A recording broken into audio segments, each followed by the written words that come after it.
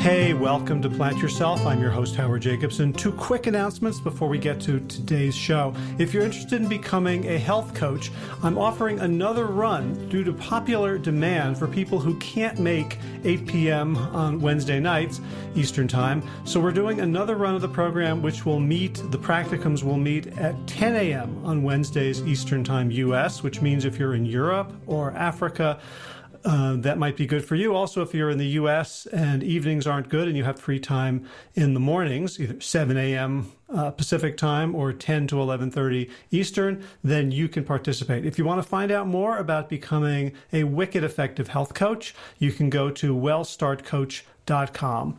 Second thing is, if you're not aware of it, Josh Lajani and I have a book that is free on Amazon Kindle. It's called Sick to Fit. And if you just go to Amazon and search for Sick to Fit, you'll be able to download it for free and read it on any Kindle-enabled device, even a phone, smartphone, tablet, computer, whatever. All right, let's get to today's episode.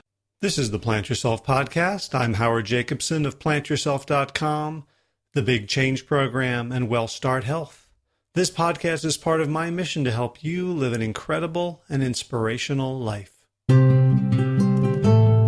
I'm going to be real brief with the introduction because today's interview is the longest I've ever done. It's almost 2 hours, just the conversation, and it's with D. Anthony Evans.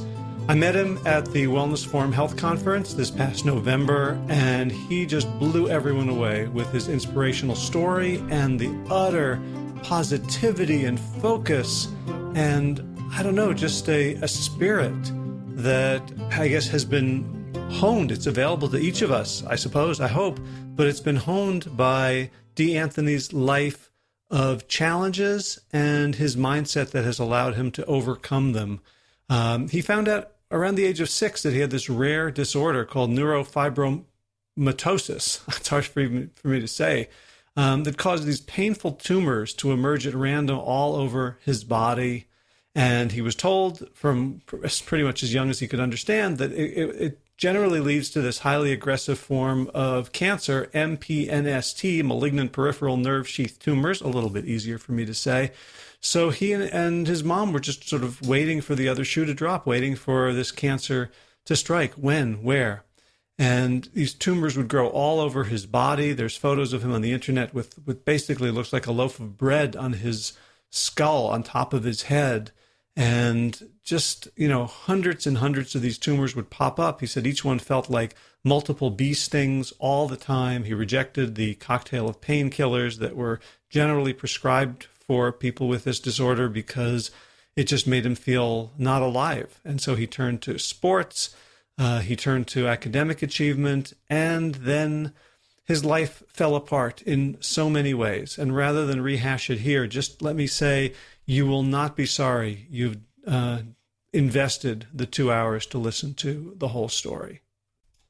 One quick item of business before we get there, and that is the next cohort of Well Start Health / Big Change Program begins this coming Monday, May 21st. We're already sending out information to participants, so you can't delay much longer. We're closing it out on Thursday. Today's Tuesday. If you're interested, go to wellstarthealth.com/program where you can apply, and we will try to expedite it if you're a fit. All right, let's get to it. Without further ado, D. Anthony Evans, welcome to the Plant Yourself podcast. Thank you so much for having me. It is an absolute pleasure to be here. How are you, Howard? I'm doing great. I'm 50% more energetic now than I was before I saw your beaming face. Well, thank you, sir. Thank you. And likewise, you as well. All right.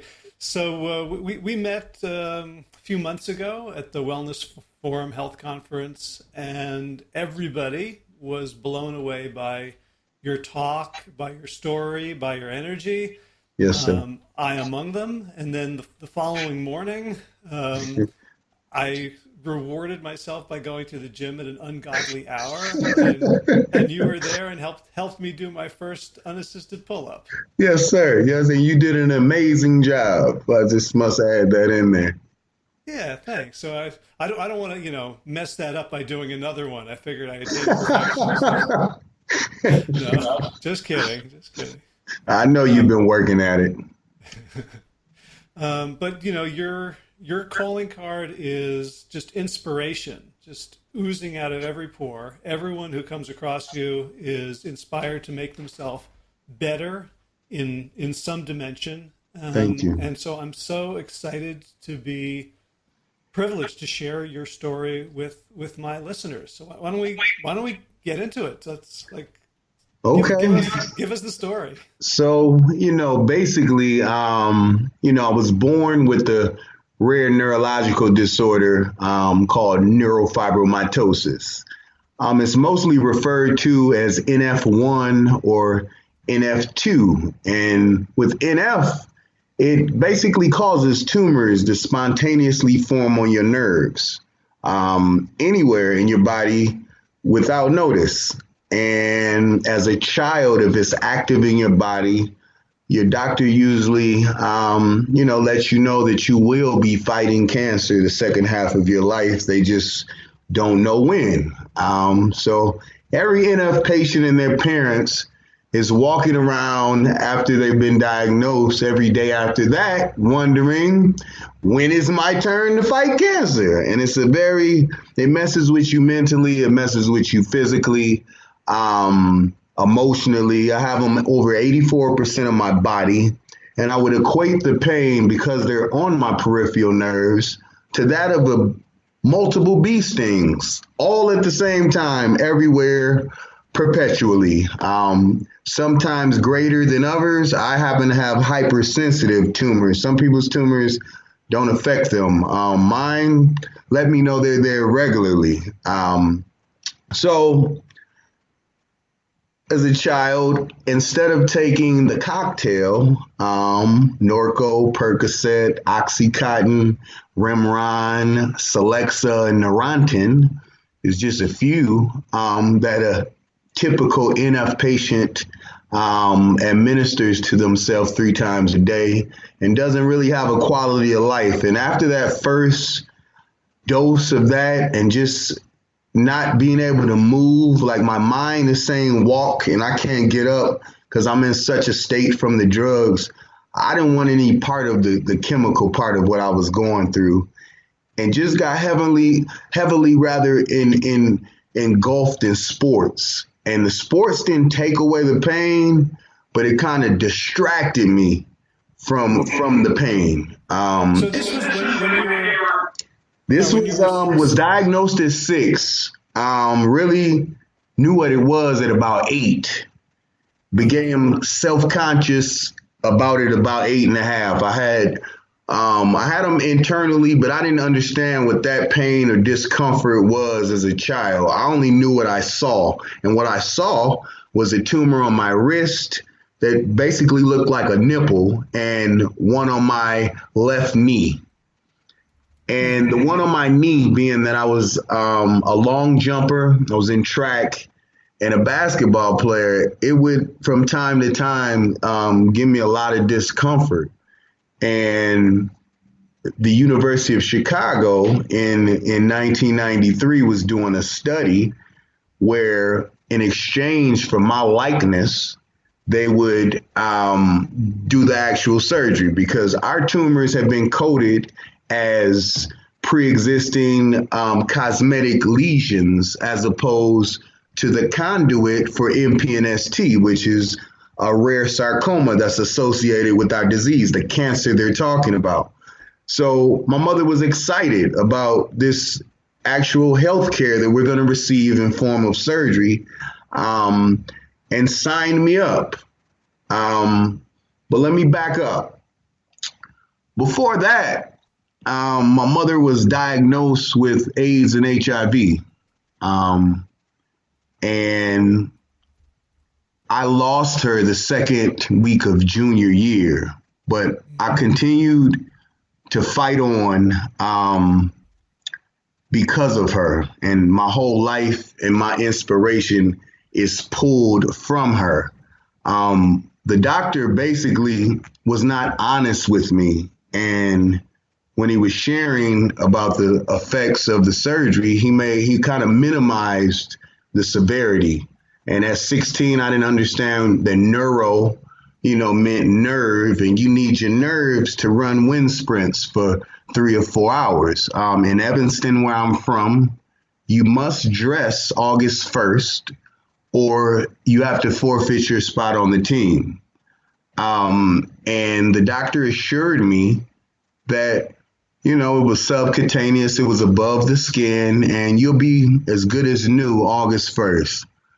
Make a long story short, I wasn't who I needed to be August 1st. I had to forfeit my spot on the team. And 30 days after that, I lost my mother to AIDS and HIV the second week of junior year. So I basically lost to two things I was waking up in the morning for. Like, my mother had me in a program called Step Towards Academic Excellency. It was an Ivy League program for minorities that were bright. And they had kind of recruited me in 7th and 8th grade. And all I had to do was graduate and keep my grades up, and I would secure a scholarship in basically any school I wanted to go to. So this was my mission, and really what my mother programmed in me to get us out of our impoverished situation. In reflection, that's how I see it.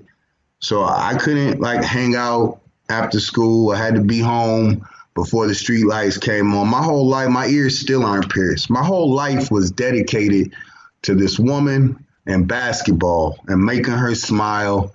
And I just saw her cry too many nights, and we just come from nothing. And I was on this mission to do something for my mother. And when she died, it was like, as a child, you have structure, you know right from wrong. Even if you don't want to hear it, you have somebody that's holding you accountable. And when she died, I got mad at her. I got mad at God. I was just angry because I didn't understand how I did everything I was asked to do. Everything I was asked to do. And then I'm left here by myself, not knowing what to do or who to trust or who to listen to. The woman I trusted told me she was sick 6 months before she passed. And it wasn't because she was being dishonest. She thought it was too much for me and felt that I needed to focus on education. And I agree with her to a certain extent, but it had the opposite effect. Like, I gave up on life. The day she died, the pain was so intense that I didn't want to move forward. So that turned into a destructive downward spiral. So it sounds like your reality looked like two completely different things. It sounds, just as I'm listening to it, it sounds so confusing that on the one hand, you've got this potentially deadly disease that's going to lead to cancer. On the other hand, it's a cosmetic thing that they can take care of easily. On the one hand, your mother is this vibrant driving force in your life, and then the next day you find out that she's extremely vulnerable and frail. Yes, she told me when Magic came out, I never forget, it was 6 o'clock news, and she was crying in the living room. And so much that I heard her from my bedroom. And I walked out there, "What are you crying about, Mom?" And Magic is on TV, professing to the world that he has AIDS. And she said, "I have it too." And I remember her not letting me drink out of her pop cans or not letting me eat off with her silverware. I didn't put two and two together. I thought she was stingy and selfish, to be honest with you. She would not let me eat after her. And I thought it was the weirdest thing for several years. But that night, I was like, wow. And then pieces just started materializing in my mind. But yeah, it was a bunch of emotions. It was a bunch of things going on. I had positive and negative and positive and negative. And I folded. I folded as a 16-year-old AIDS orphan. I had a father, but he chose substance abuse over asking me did I have anywhere to live. He came to our funeral, and you know, if I came to my son's mother's funeral and I knew she was the primary caregiver, I'd ask, you have somewhere to stay? Who are you going to live with? And he told me it was good to see me, and he left. And I'm cool with that. But what I'm getting at is that I was alone. I had my grandmother, I had aunts, but I was angry, and they were trying to parent me. And my parent just died. And so I pushed them away. Was homeless temporarily, got recruited by a street gang, and began to abuse, use, and sell drugs just to survive. And not necessarily because nobody loved me or I didn't have anywhere to go. I mean, my godfather was a reverend of our church. Like, I didn't want to be preached to either in this time. Like, I just wanted to be left alone. So the street gang, yes. did you feel like they understood you in a different way than your aunts and grandmother and godfather? I felt like they weren't asking me how you doing. Like my grandmother, my godfather, and my aunts, they wanted me to grieve. I wanted to ignore it and pretend like it never happened because it was that much of a hot button issue in my spirit. Like the thought of it, I would just bust into tears and disintegrate. It was, and I didn't want any parts of that. I had my pride and ego at 16. I was pride-filled too. I'm a man now, and men don't cry. I didn't have a man to show me how to be a man ever. My mother couldn't show me how to be a man. I had to figure that out. And what I did know about men is that you're not supposed to cry. That's what I thought. That's what you see on TV. That's who raised me, TV. And so I compartmentalized it. And all they wanted to do was talk about my mother not being here and what they could do for me. And I just wanted silence on that. The street gang didn't care about that. They really didn't care. And in reflection, that's messed up. In the moment, though, I'm with people who are saying they care for me, and they're not talking about my mother.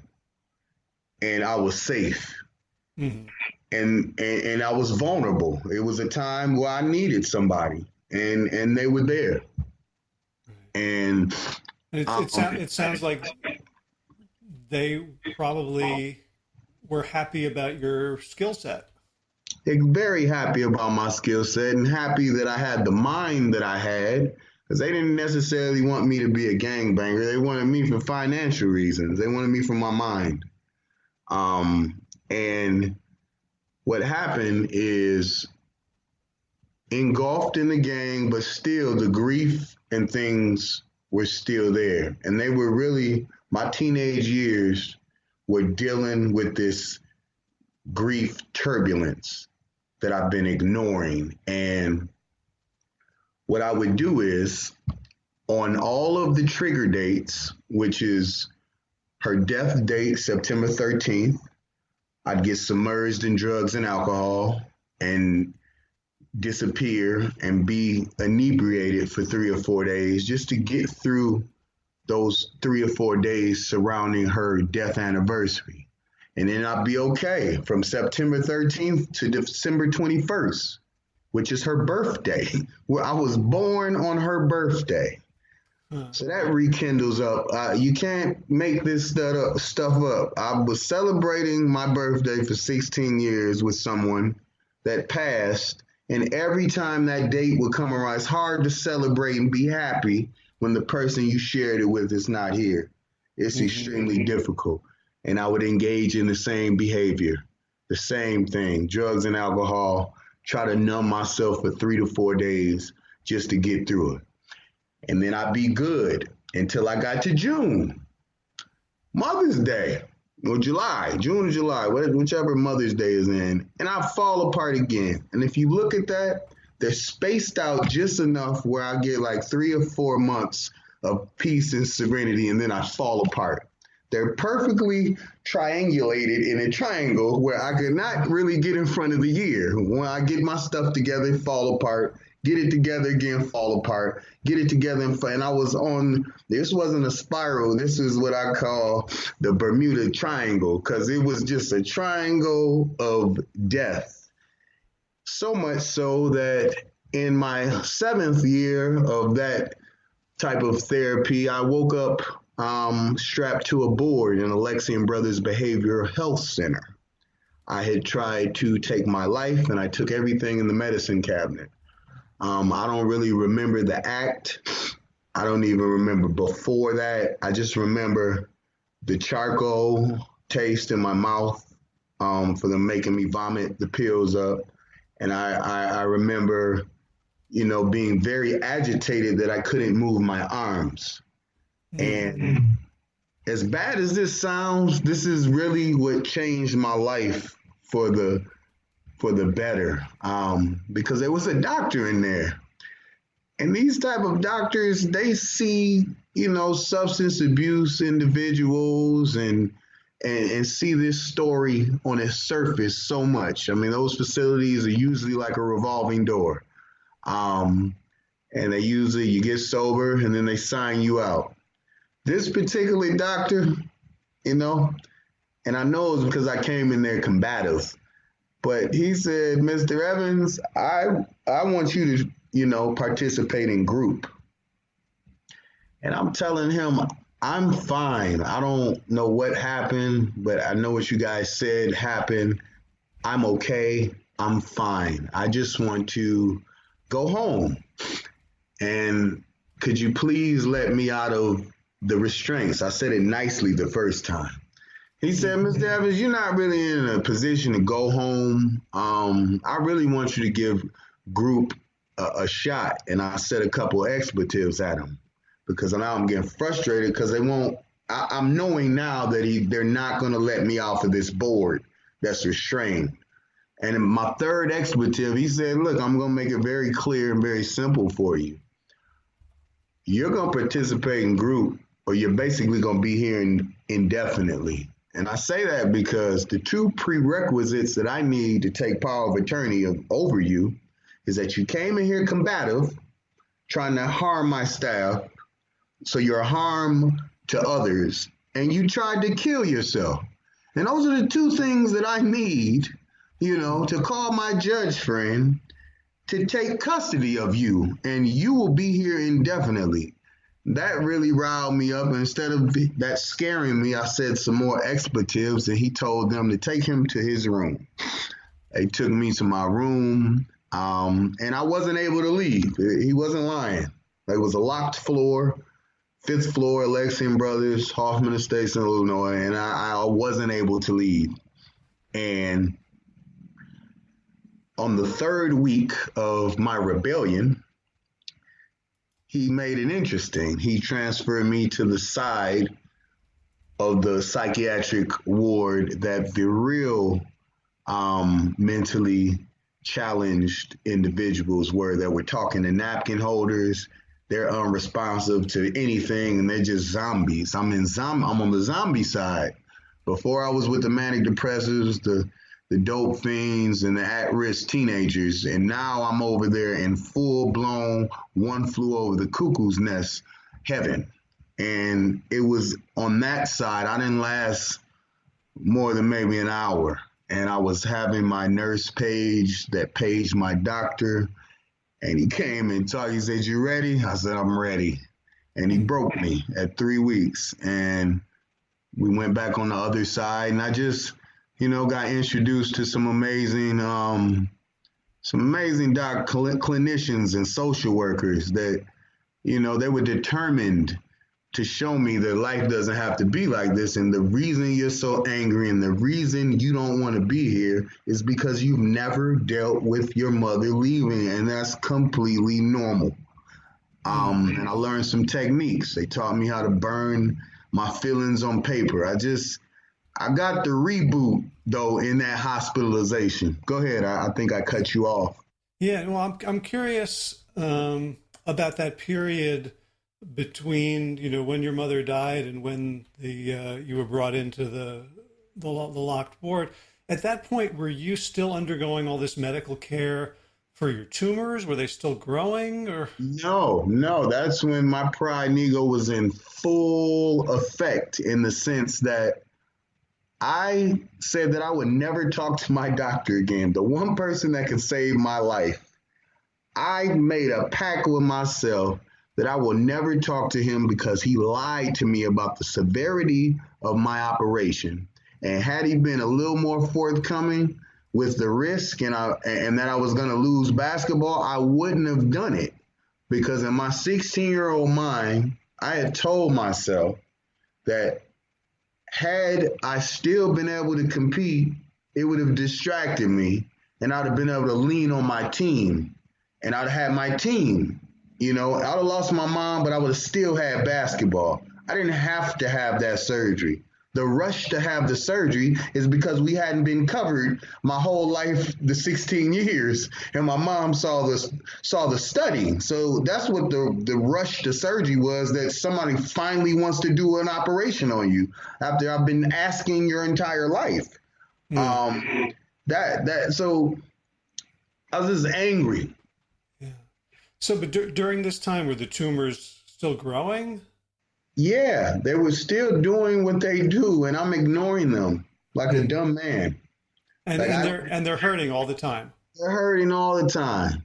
I was an active marijuana smoker as well, cannabis smoker, and in retrospect, I know that helped, but that's not even why I was smoking before.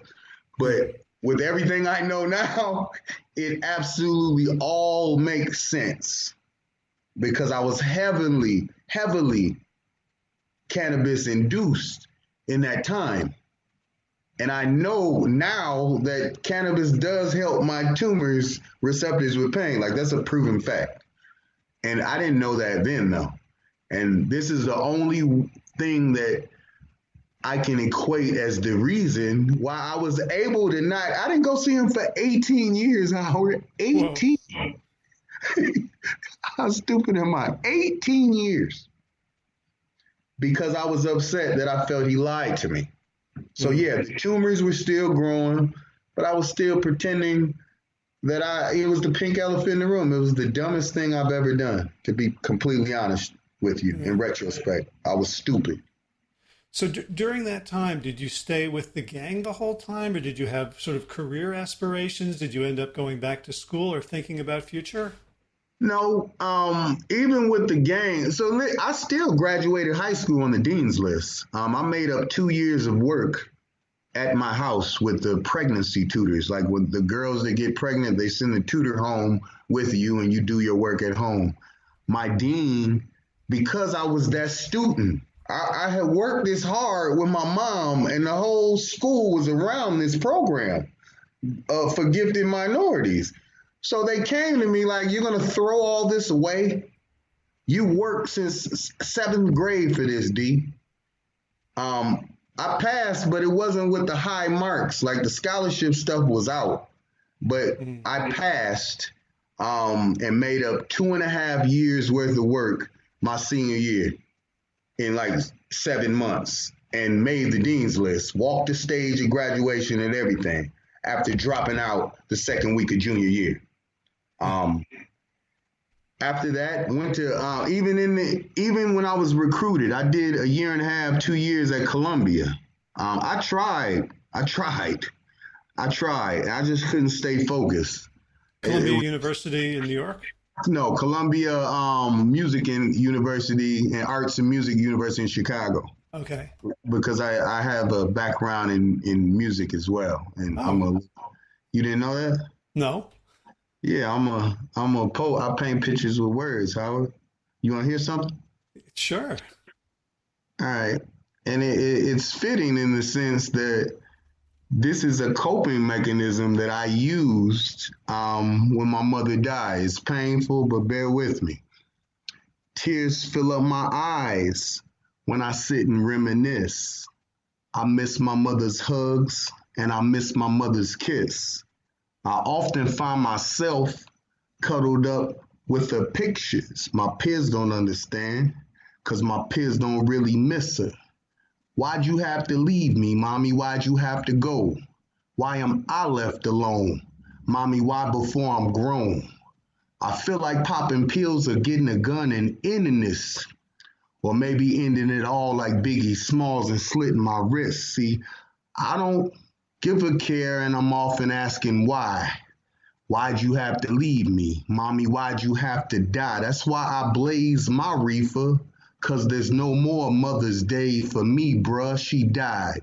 Gone, left me on this planet, feeling weaker, only 16, my world crushed. Imagine seeing a machine pump life into your mom's lungs, her time's done. Counted the drops of IV flow to her arm, yelling, why me? It busted my heart, it broke inside me, so I locked myself up in my crib. Revolver, one bullet, cock squeezed and spin. 3 clicks, I didn't win, I'm still here. Felt that my peers didn't grasp the depth of my speech. Only the ones with family resting in peace ingested my grief, while live is how I thought daily. Is God shady? Does he hate me? How'd he let Cherie leave a baby? And that's kind of what I learned when when I was hospitalized. It's like, write it down, D, write it down. And that's a song that I was never able to finish. But when those trigger dates would come, post my hospitalization, I sit here and recite this and just cry and just deal with it and try to be still in the storm, not even knowing that's what I was doing. Wow. But yeah, to Colombia, I'm heavily into music. Is my thing, and that turned into promoting concerts and young artist promotion at clubs and things like that. And started a company called Global 360, where we brokered airtime for Clear Channel and CBS, giving young businesses and small businesses an opportunity to be on cable through geo-targeting. I have found my niche. One of my mentors, Morris Butch Stewart, had taught me how to make jingles at like 12 through this program at my junior high. So I was pretty crafty at that, and I just took what he taught me, coupled with what I already knew, and linked up with the right business partners, and we were able to put people on cable television that, an account exec would quote you for the nation instead of the people that would patronize your business. And there's a huge market for that. Uh-huh. They don't really show you how to market to who's going to patronize you. They show you how to buy marketing for the whole world, when the whole world is not coming to your small town to get an oil change. And I found a niche in that market. But that's what I was doing. Gotcha. So, I mean, it looks like, like this is some weird science fiction movie where you split in two. Yes. Right? I mean, I'm just seeing like that beautiful poem you just recited was both, I heard so much about I'm a victim, and yet the way you used it was to reclaim your agency. It's like I'm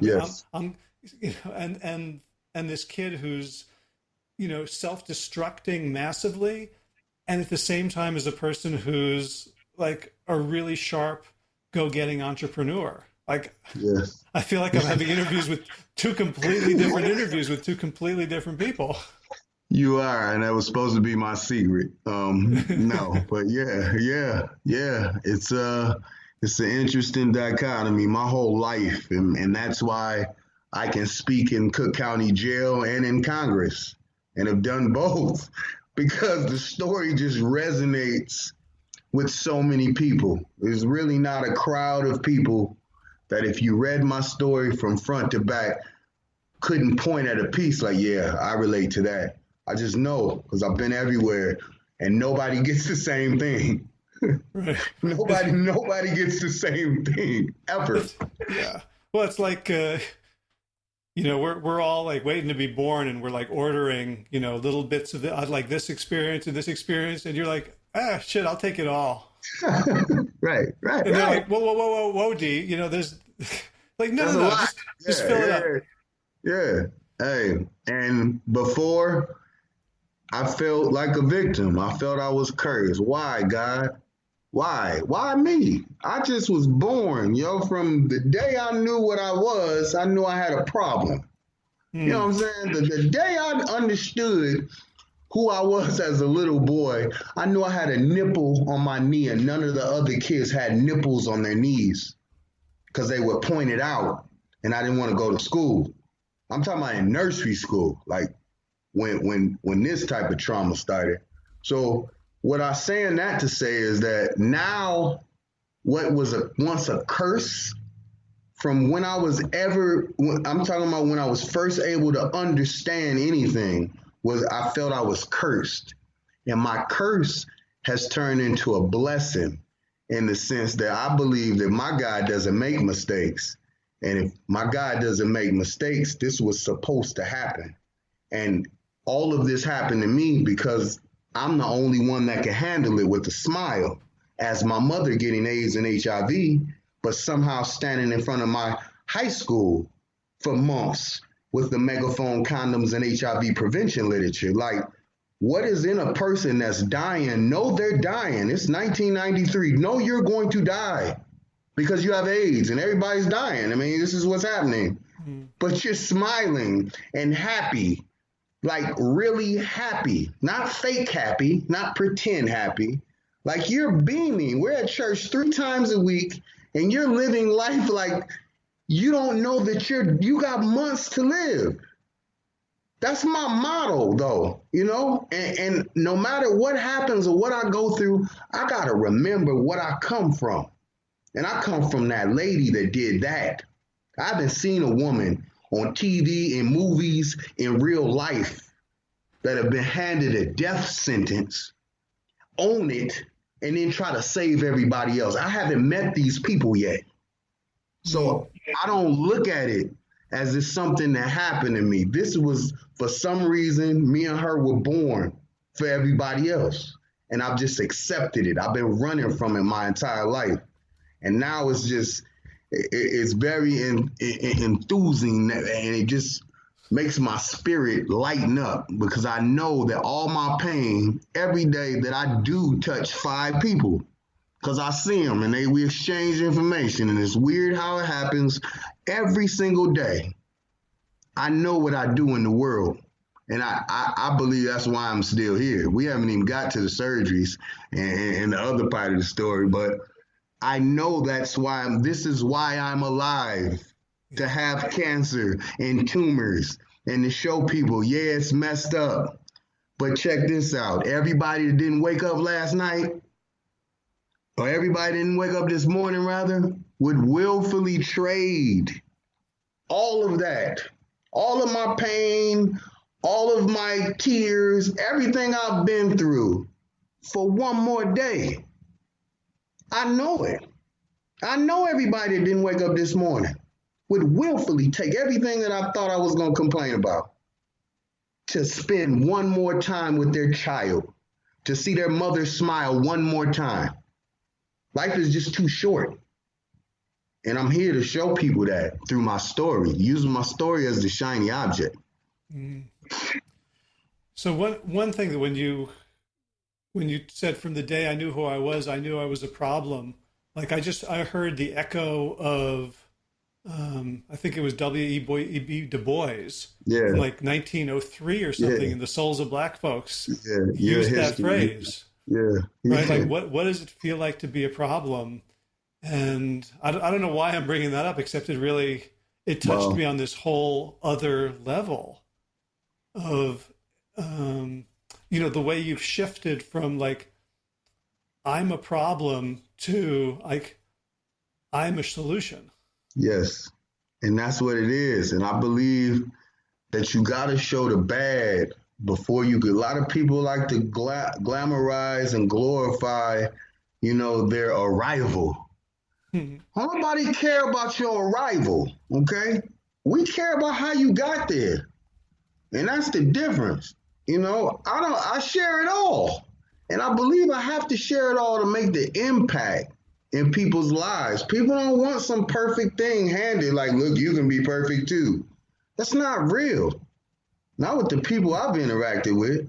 They want somebody that failed, that crashed, that burned, and got some masking tape and some band-aids and some Elmer's glue and put themselves back together because it humanizes me. Yeah. And that's what this is about. Yeah. And also the fact that you say, my mother and I, we were born for everybody else. And having met you and seeing like you're one of the most positive, happy people that I've ever met, it's kind of ironic that the minute you took on that sacrifice, that you were able to be happy. It was hard. And don't get me wrong, I get upset like everybody else.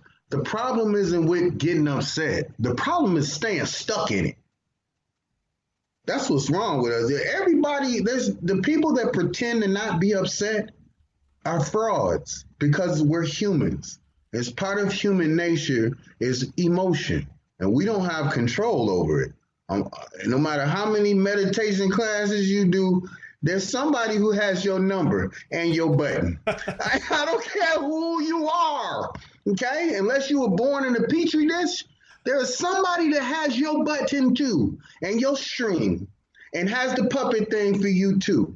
The thing is dealing with those emotions and then keeping it moving. Is when you hold on to it. I get pissed because I'm a human, okay? But I don't stay pissed.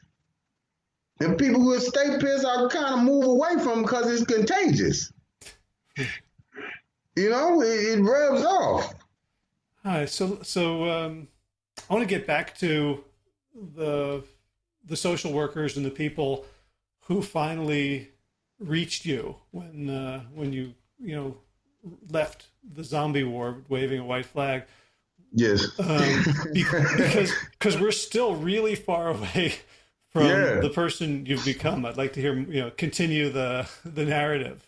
Yes. So from the zombie ward, met these, I don't know what we even call them, clinicians. They were like social workers and hospital staff, counselors rather. And they just taught me some coping mechanisms. That's all. When you feel what you feel, D, your normal thing is to shut down or lash out. Now, how about putting that energy on a piece of paper or a napkin, crumbling it up, and then flushing it down the toilet or burning it in the ashtray. And then when that's gone, it's up to you to go back to it. What's funny about that is when I met my teacher, he has a similar thing called catch and release, like a fish. You catch it, okay? You observe it. You do 3-second delay, and then you throw it back. And he kind of one of his tools that he taught me is to use that when you become to get overwhelmed. And it's very much in line with what they taught me when I was hospitalized. It was write it down and burn it. And if you want to go back to that, that's up to you. But now in this moment, it's not there anymore.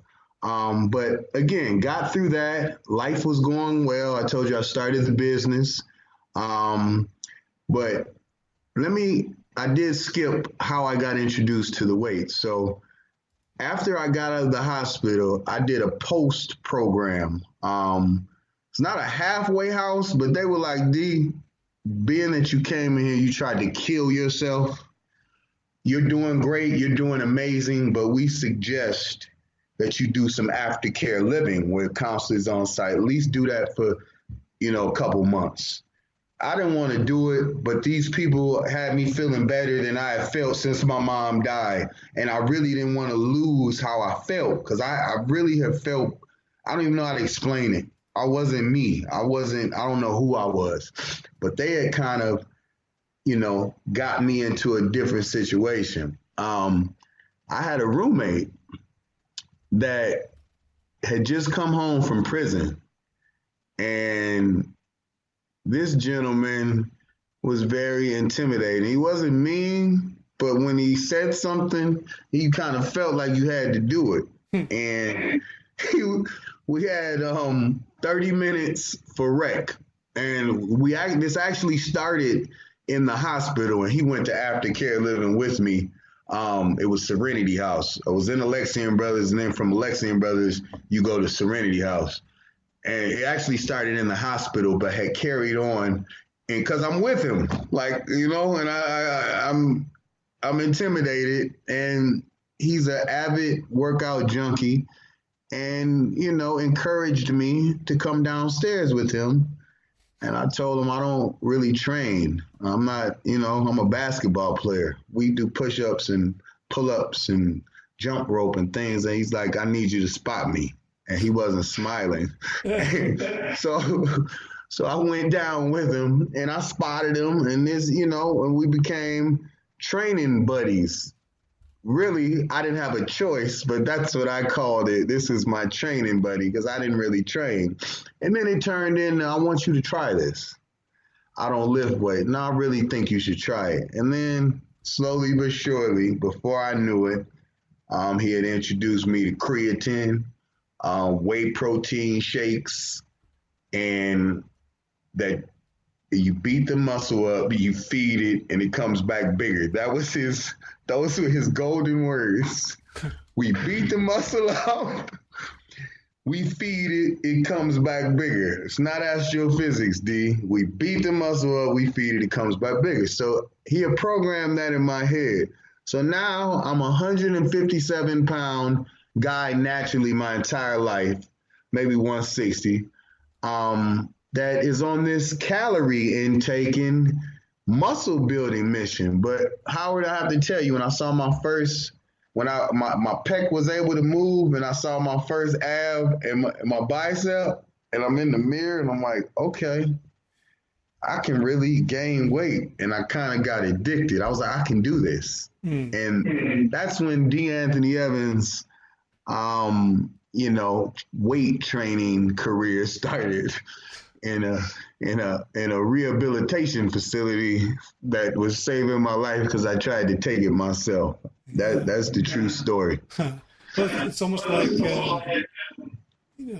your body had been producing these lumps that you didn't want and didn't like, and here was a chance to produce the right kind of lumps. Right kind of lumps. Right. Yeah, that's an interesting way to look at it. Yeah, but that's true. That's true. It's absolutely true. So, really got heavily involved in powerlifting. But the powerlifting circuit that I was a part of wasn't the traditional powerlifting circuit. It was, there's an underground and everything. And it, like, literally, there's an underground and everything. And the few, we call them bets. They be bets. They be powerlifting bets. And I got up to about 700 pounds on great days. And 700 pounds of what? Deadlifting. That was my thing. Like pulling 700 pounds off the ground. So deadlift is when you put the big bars on the ground. It's got 300 pounds. It's a 50-pound bar. It's got 300 pounds on each end of it, and you just grab it with your hands and you lift it up to your waist or over your head. You will lift it up to your waist.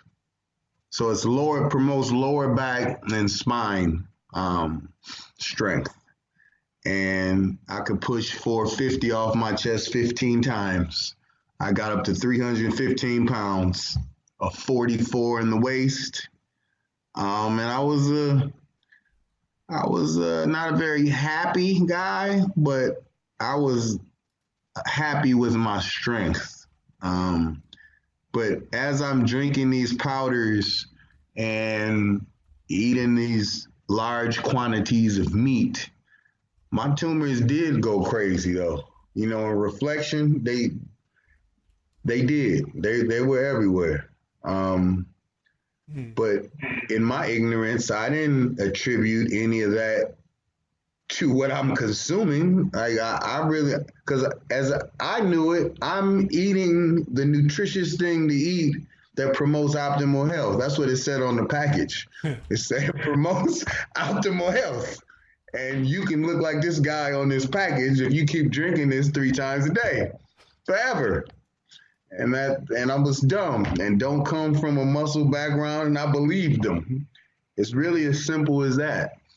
And these powders and the meats were promoting lots of things growing. Exactly. I mean, when you do 10,000 calories a day, 40 pounds of chicken breast a month, and drink whey and casein shakes, whenever you can get them down your throat. And don't get me wrong, I'm doing this and I am getting stronger. So in my mind, there is a benefit. But where I call myself out is I noticed that my stomach was getting bigger too. I'm doing all this training and the cardio's not knocking off this pregnancy I have going too.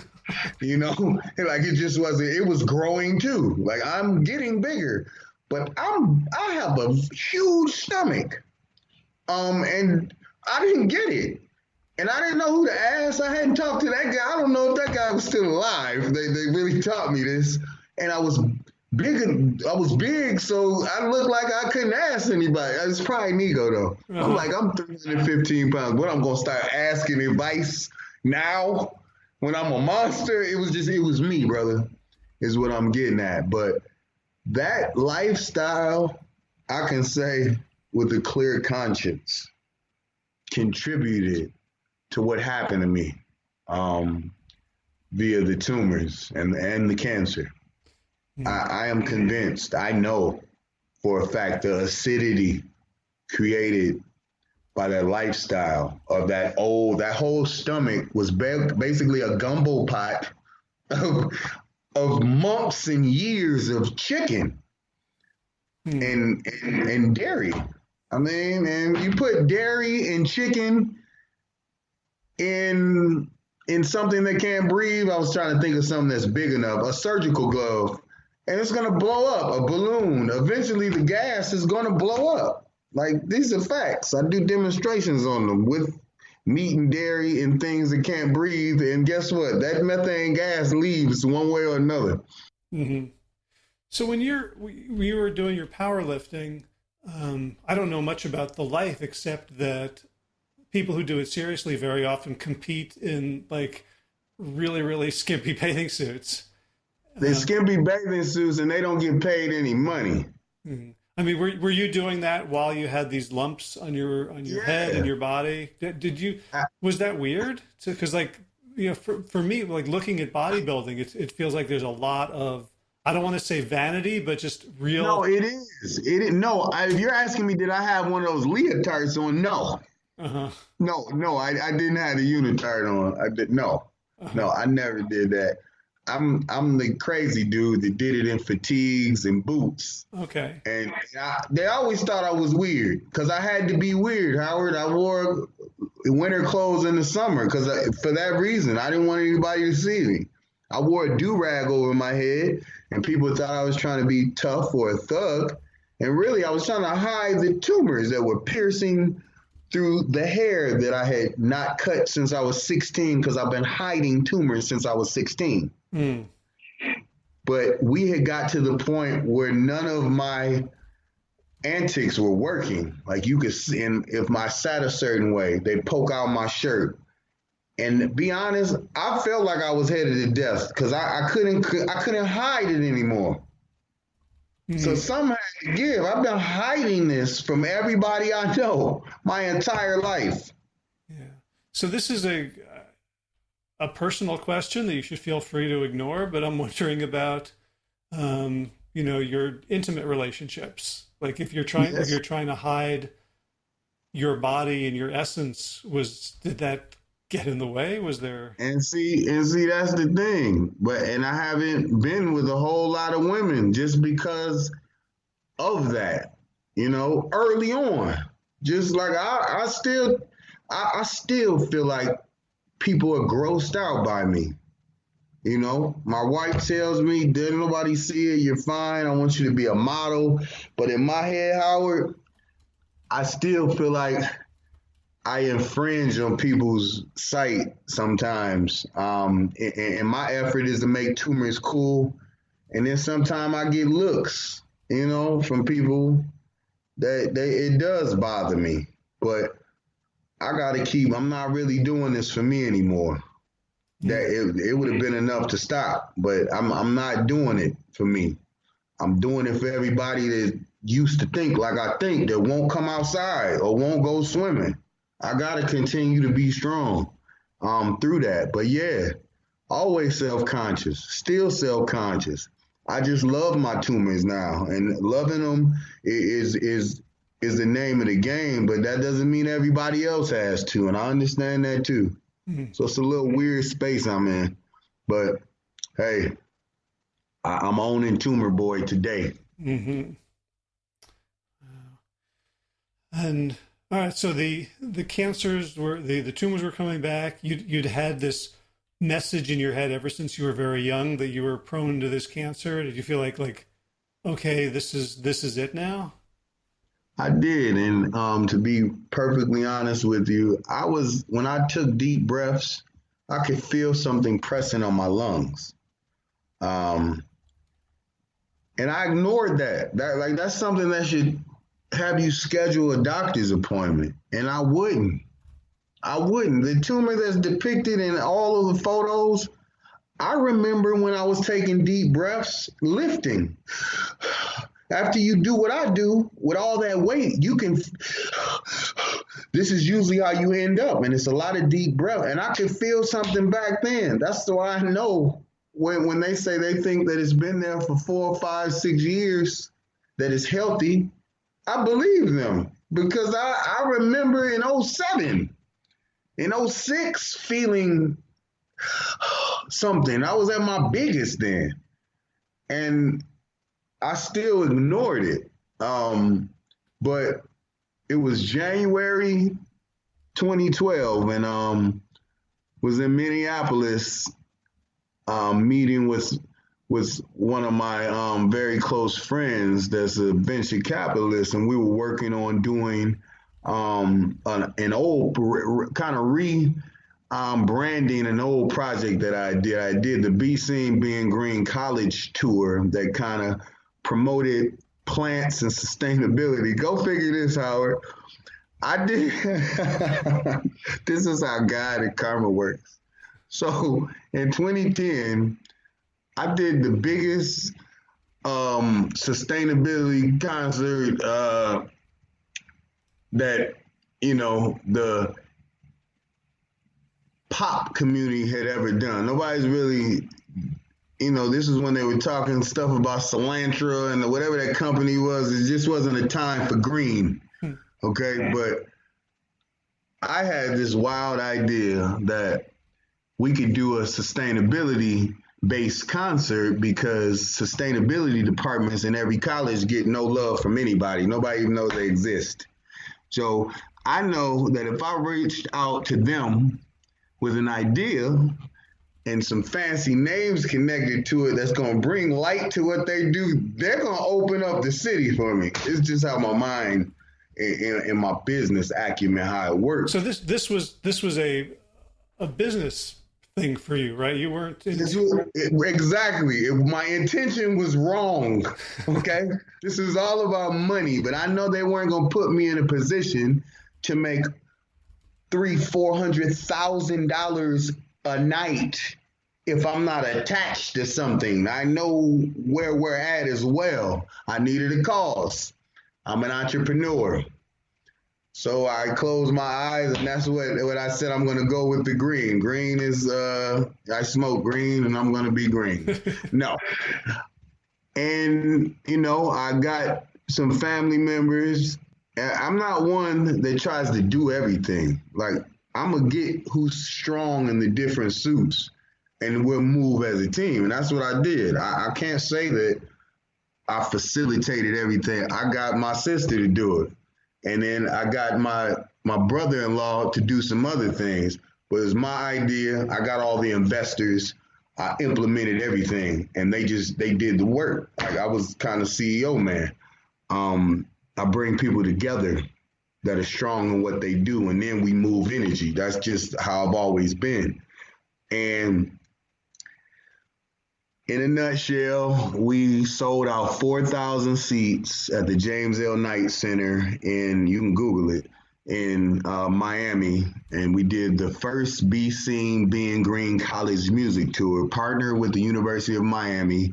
The city of Coral Gables designated April 16th as Be Seen. We got Be Seen, Being Green Day. And then my partners embezzled the money, embezzled some money, Howard, via receipts and things. So we had an amazing turnout, had 18 cities, prospective cities we're looking at, to duplicate this 18 more times, and we didn't get out of Miami before they start stealing. I mean, this is my family. That's why I'm telling the truth. All of that is the truth. And it broke my heart. And we cut the money up, and I just couldn't move forward with these people. So what I was in Minnesota for was rebranding it. Instead of the Be Seen, Being Green College Tour, it turned into the GNMT, the Green Nation Music Tour. Would be the exact same thing, partnered with the same universities, and, couple entertainment with education, making it edutainment. And we were bringing the high school kids in for free. We had a good system, and he was going to finance everything. So we were celebrating New Year's Eve.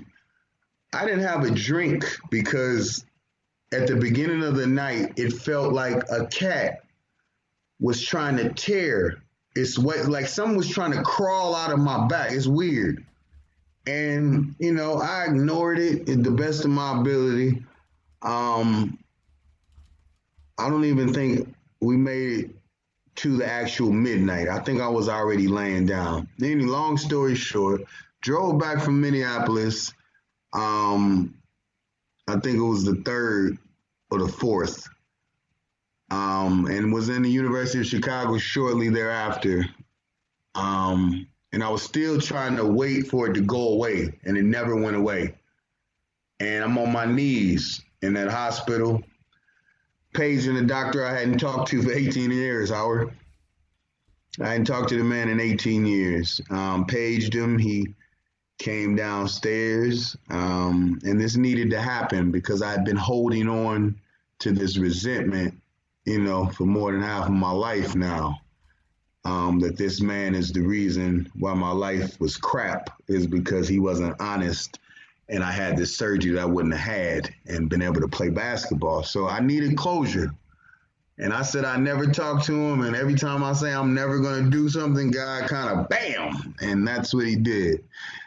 And I shared with him. I said, he's like, "Where have you been, D? I thought you were dead." I was like, "Well, Doc, I feel like I've been dead, and I feel like you lied to me. I've been angry at you." He's like, "What are you talking about?" I said, "When I asked you the severity of my operation and would I be able to participate, in the basketball program August 1st, and I explained to you what big of a deal this is to me, and is there any way that I won't be able to play?" And you kind of brushed it off, and I trusted you and believed you because I wouldn't have done the surgery had you told me there's a possibility that I might not have function in my knee. I just wouldn't have done it. He was like, "Oh, D," and he was it was a heartfelt apology, and I wish you would have came to me earlier so we could have talked about this. We hugged.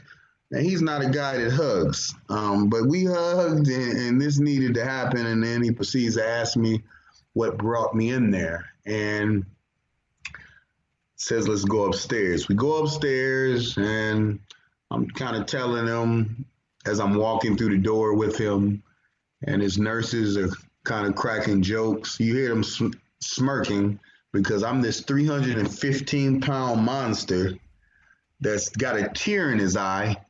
And I'm complaining about back pain, and it doesn't look good to them. I look like a big baby. Is kind of how I felt that they were feeling based on their behavior. And I go in his office. I lay down on the table. And again, I'm 100 pounds heavier, muscle everywhere. And he begins to do the physical hand examination with his hand. And where I'm saying the tumor is at, it was there, but it was so much muscle there, he couldn't feel anything. And he's saying, D, I'm just telling you how the body works. If what you're describing is where it should be, I should be able to feel it. And, he continues to rub. And then I hear him not get frustrated, but I hear him, not believing that anything is there. His voice, his tone just changed. And then he cuts into me about me, you're awfully big, D. And I'm like, yeah, I'm a power lifter. And then I made the mistake of telling him how much I lift on a regular basis. So that automatically becomes the problem. Well, of course your back is hurting. Mm-hmm. People that lift 600-700 pounds and push 450 out there, they have problems. D, this is normal. And he reaches for his prescription pad, and now you're gonna give me muscle relaxers and pain relievers. And I kind of made it clear in my tone that, Doc, this is different. Like, I know my body. Something is not right. This is not muscle. This is something else. It's not from weights. He's like, D, trust me, you're not. And he's, again, like this surgery before. He's telling me, trust me. And I'm like, Doc, no, there's something in my back. And I didn't threaten him. I wasn't threatening, but I'm kind of made him know that I wasn't really leaving the hospital until we figured out something, because I don't think I have another day. Like, this is how bad the pain is. And not because he believed me, but to shut me up, he sent me down for slides. And I go down, and as I'm leaving out of the office, now the chuckles are louder, and Mr. Muscle Man's complaining, all those muscles, blah, blah, blah, blah, blah, blah, blah, blah, blah, blah. And I walked out with my head down. I mean, what can I say to him? It didn't feel good, but I took it, went downstairs. Now, Howard, you know that radiologists generally don't release slides unless they do a report. It's just not protocol to release X-rays or MRIs or anything without some type of documentation attached to it. Mm-hmm. My slides, however, they beat me upstairs. Okay? And when I got upstairs, it went from laugh at D to the nurses are quiet, desolate, and looking at their feet. And the energy's I could just feel something's not right. And his door opens. And he won't look at me. I'm like, here we go. He said, D, come in, please. I walk through the door. He sits me down. And the slide that presents itself has a very, very significant mass on it.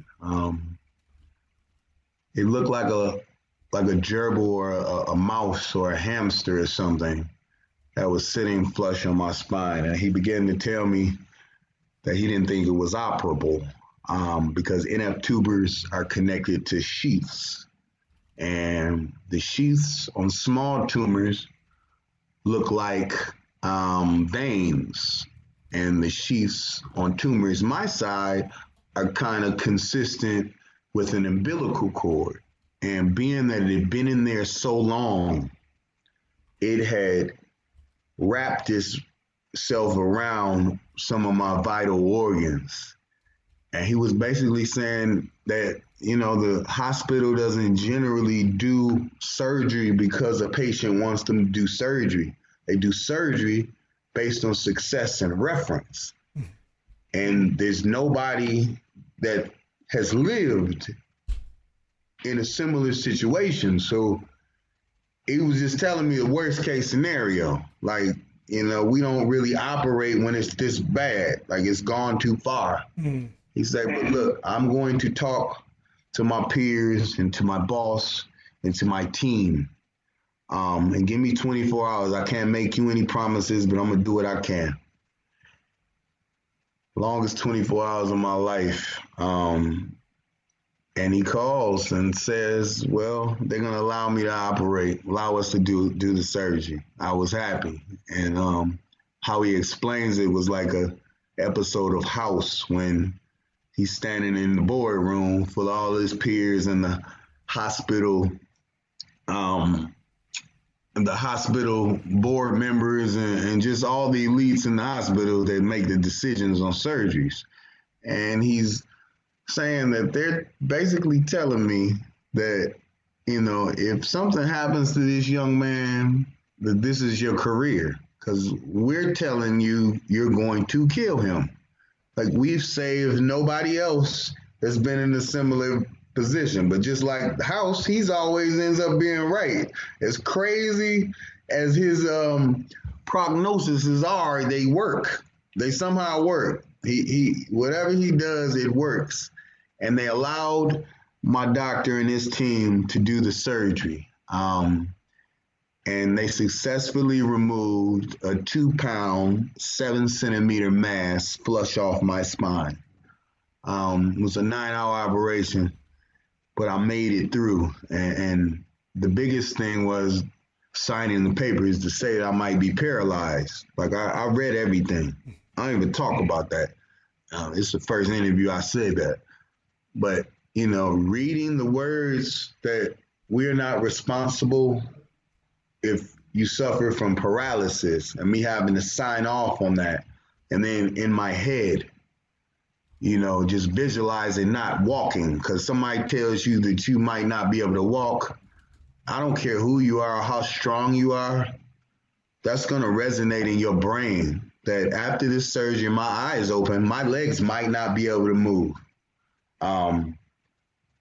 But on the flip side of that, I also knew that nobody else was even in a position to get this surgery that has been in my position. So I was kind of scared and grateful at the same time. We waited 2 weeks for that pathology report to come back and celebrated, like it was 1999, like Prince's song says. It was a great time. And that phone rang that Friday, and his nurse, Debbie, was like, D, we like to, and she was all chipper. She's like, okay, your pathology is back. I want you to come in. And came in, and I was happy, like, because I couldn't tell anything on the phone. But when I walked through the office doors, the same energy when I was walking in to get the slides, it was this. I said, come on, here we go. And sure enough, he sits me down and informs me that my tumor is positive for MPNST. That's malignant peripheral neurological sheath tumor. And just reminded me, even though I had all these facts, that, post-operation life expectancy is generally 0 to 6 years. 6 years, meaning that it was atypia, which means it was precancerous and hadn't completely converted, or they caught it early. But 0, meaning it was 2 pounds and 7 centimeters. There's nobody on record that's had that much MPNST concentrated in their body, and there be a recourse for that.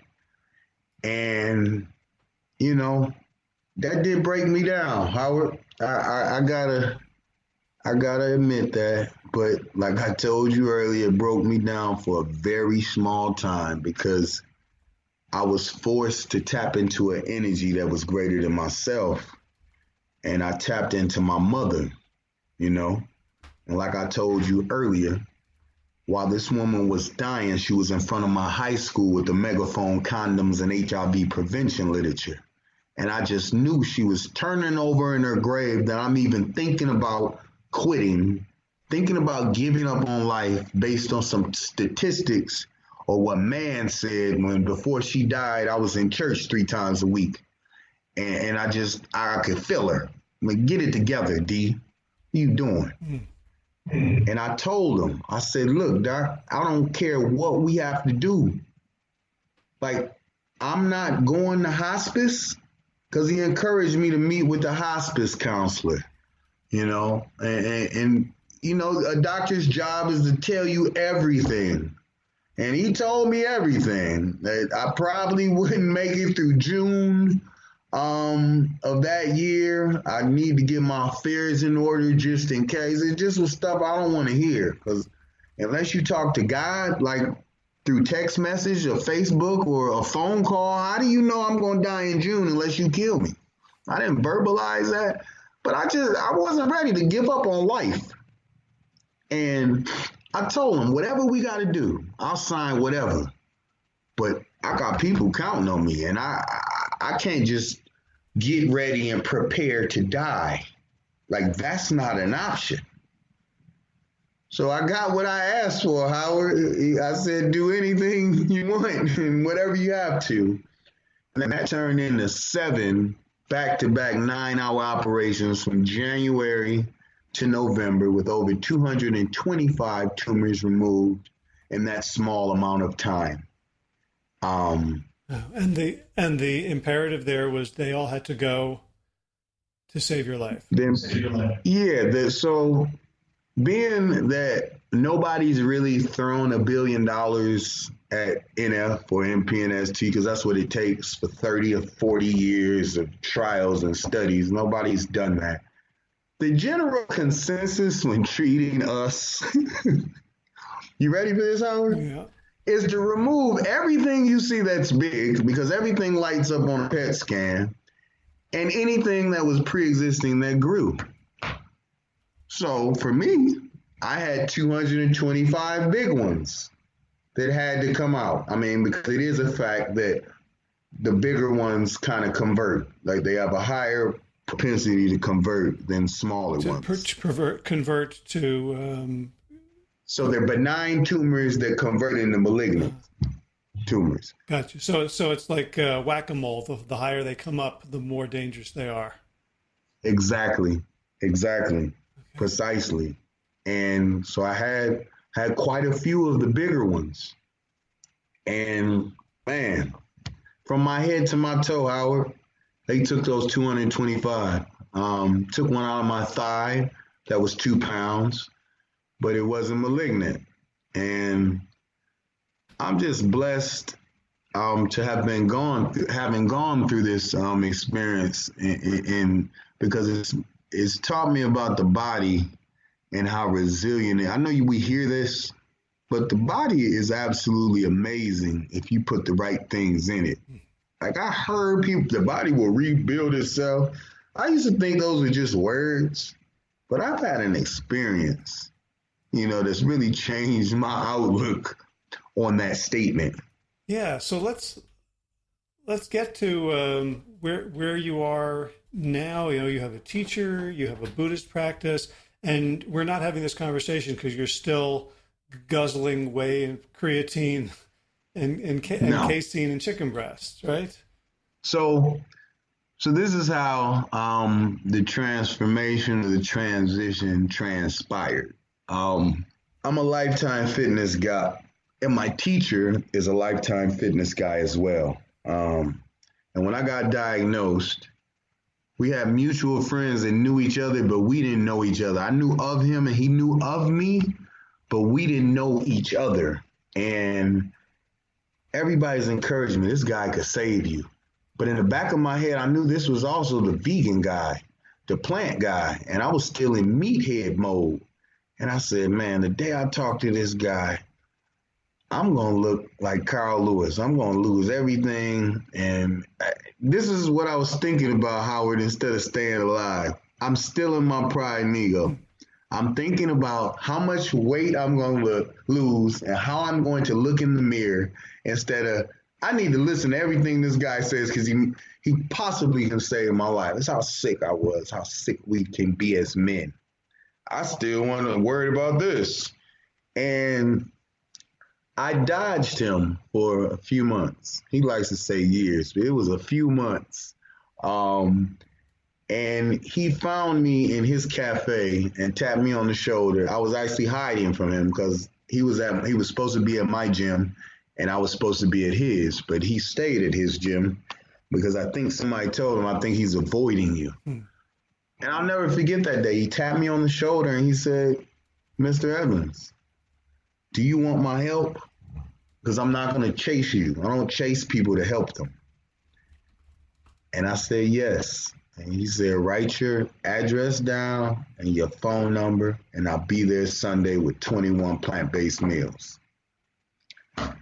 And the name of this gentleman is Master Vegan Chef David Choi, who is responsible for several high-profile individual chefs training that has in turn made a lot of famous people live the way they live today. Notably, Oprah. I'm not going to say what I usually say. The 1990s version of Oprah was Dave. Phil Jackson, the Zen master, was Dave influenced. Luke Longley, when he came to the Chicago Bulls, was a very big guy. Kind of got introduced to Dave. He had a 13-pack. We don't even know how that was possible for a center. And Dave founded the first vegan restaurant in Chicago. It's been there for 40 years. It's called Imitable. It is the first vegan restaurant. And what Master Vegan Chef David Choi teaches is that no matter what cancer you're fighting, the common denominator is the acidic environment that your pH is in. Bottom line. And what he reads from is a 3,000-year-old Buddhist medicinal scroll that's written in Mandarin. That really predates whatever we think we know. He's in his 70s and looks 30. His teacher's 109 and still drives around Chicago and runs the Buddhist temple. And the state can't take her license until she fails the vision, hearing, and driving test, and she hasn't failed. And this is why I listen to these people. But when I met him, he said, D, I can save you, but you're going to have to give up everything you love. I said, okay, Dave, what does that mean? Meat, dairy, yeast, and sugar. I kind of put my hand over my head like that is everything, Dave. That's literally everything I get up in the morning for is meat, dairy, yeast, and sugar. They make me big and strong. He's like, it's poison. I said, why? He said, because the acidity created by that lifestyle and the fact that you as a lazy human being doesn't chew your food 70 times, you're being very naive to think that it moved through 30 feet of tubing from mouth to rectum. And I think about that. I said, what is he talking about? He's talking about my GI tract. He said, if you don't chew your food into a paste form, it's not just miraculously clumps of food just move through your GI. So it's not how this works. He said, and if the GI isn't cleaned out to the best of your ability daily, and he used FORWARD as the acronym, fix or repair daily. If you do not practice this daily and program your body will program you. And I let that sit in. And he's like, I'm going to shed. And he started hitting me in the stomach. He said, you got abs, but they're under all this fat. And he's hitting me. And I'm really feeling like 3 feet tall. He says in about 6 to 8 weeks of fasting from meat, dairy, yeast, and sugar, your body will go into natural starving mode, sort of like a episode of Naked and Afraid. Those people go on there on that show, they're all gung-ho at their regular weight, and depending on them being good hunters and finding food sources, those people dwindle. And if they don't find it, they usually get airlifted because that's what starving to death does to you. It makes you go crazy. And what he taught me was that the same thing that happens to them, but they go into shock because there's no like counterbalance. What he did with me is from week 1 to week 6, I have these meals. They do taste like dirt because I'm used to eat dairy, yeast, and sugar, but they were something. And instead of me falling right off the cliff, I kind of incrementally fell in slow motion instead of making a straight jump. Does that make sense? Yeah, so it's what we would now call like a fasting mimicking diet. Exactly. You get a lot of the benefits of the fasting, but you're not wasting away and your body isn't going into emergency mode. Exactly. And what I watched my body do through the amazing bowel movements that I had that scare you. Because you're like, I didn't even eat that much. Like, where did that come from? And then to just wrap my head around, you've been just walking around with old food in your gut. Like, that is something, like, when you really nail somebody down and have them really process that, like, you're walking around with old meat, old bread, and old milk, like, wondering why you feel bad. And when that clicked for me, it felt like the whole world shifted, because now I'm trying to get the rest of the stuff out, because now,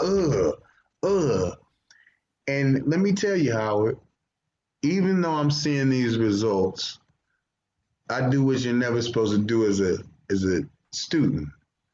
I say, why is the way in the casein? I don't understand. They're liquid. They move through your GI. And it kind of perturbed him. And he was like, look, I'm not going to argue with you. I'm not even going to debate this. At your next doctor's appointment, I want you to ask for the detailed pathology report. And we're at a place in time where they can show you the protein markers and levels that fueled each tumor growth and pathology. That's how our technology is.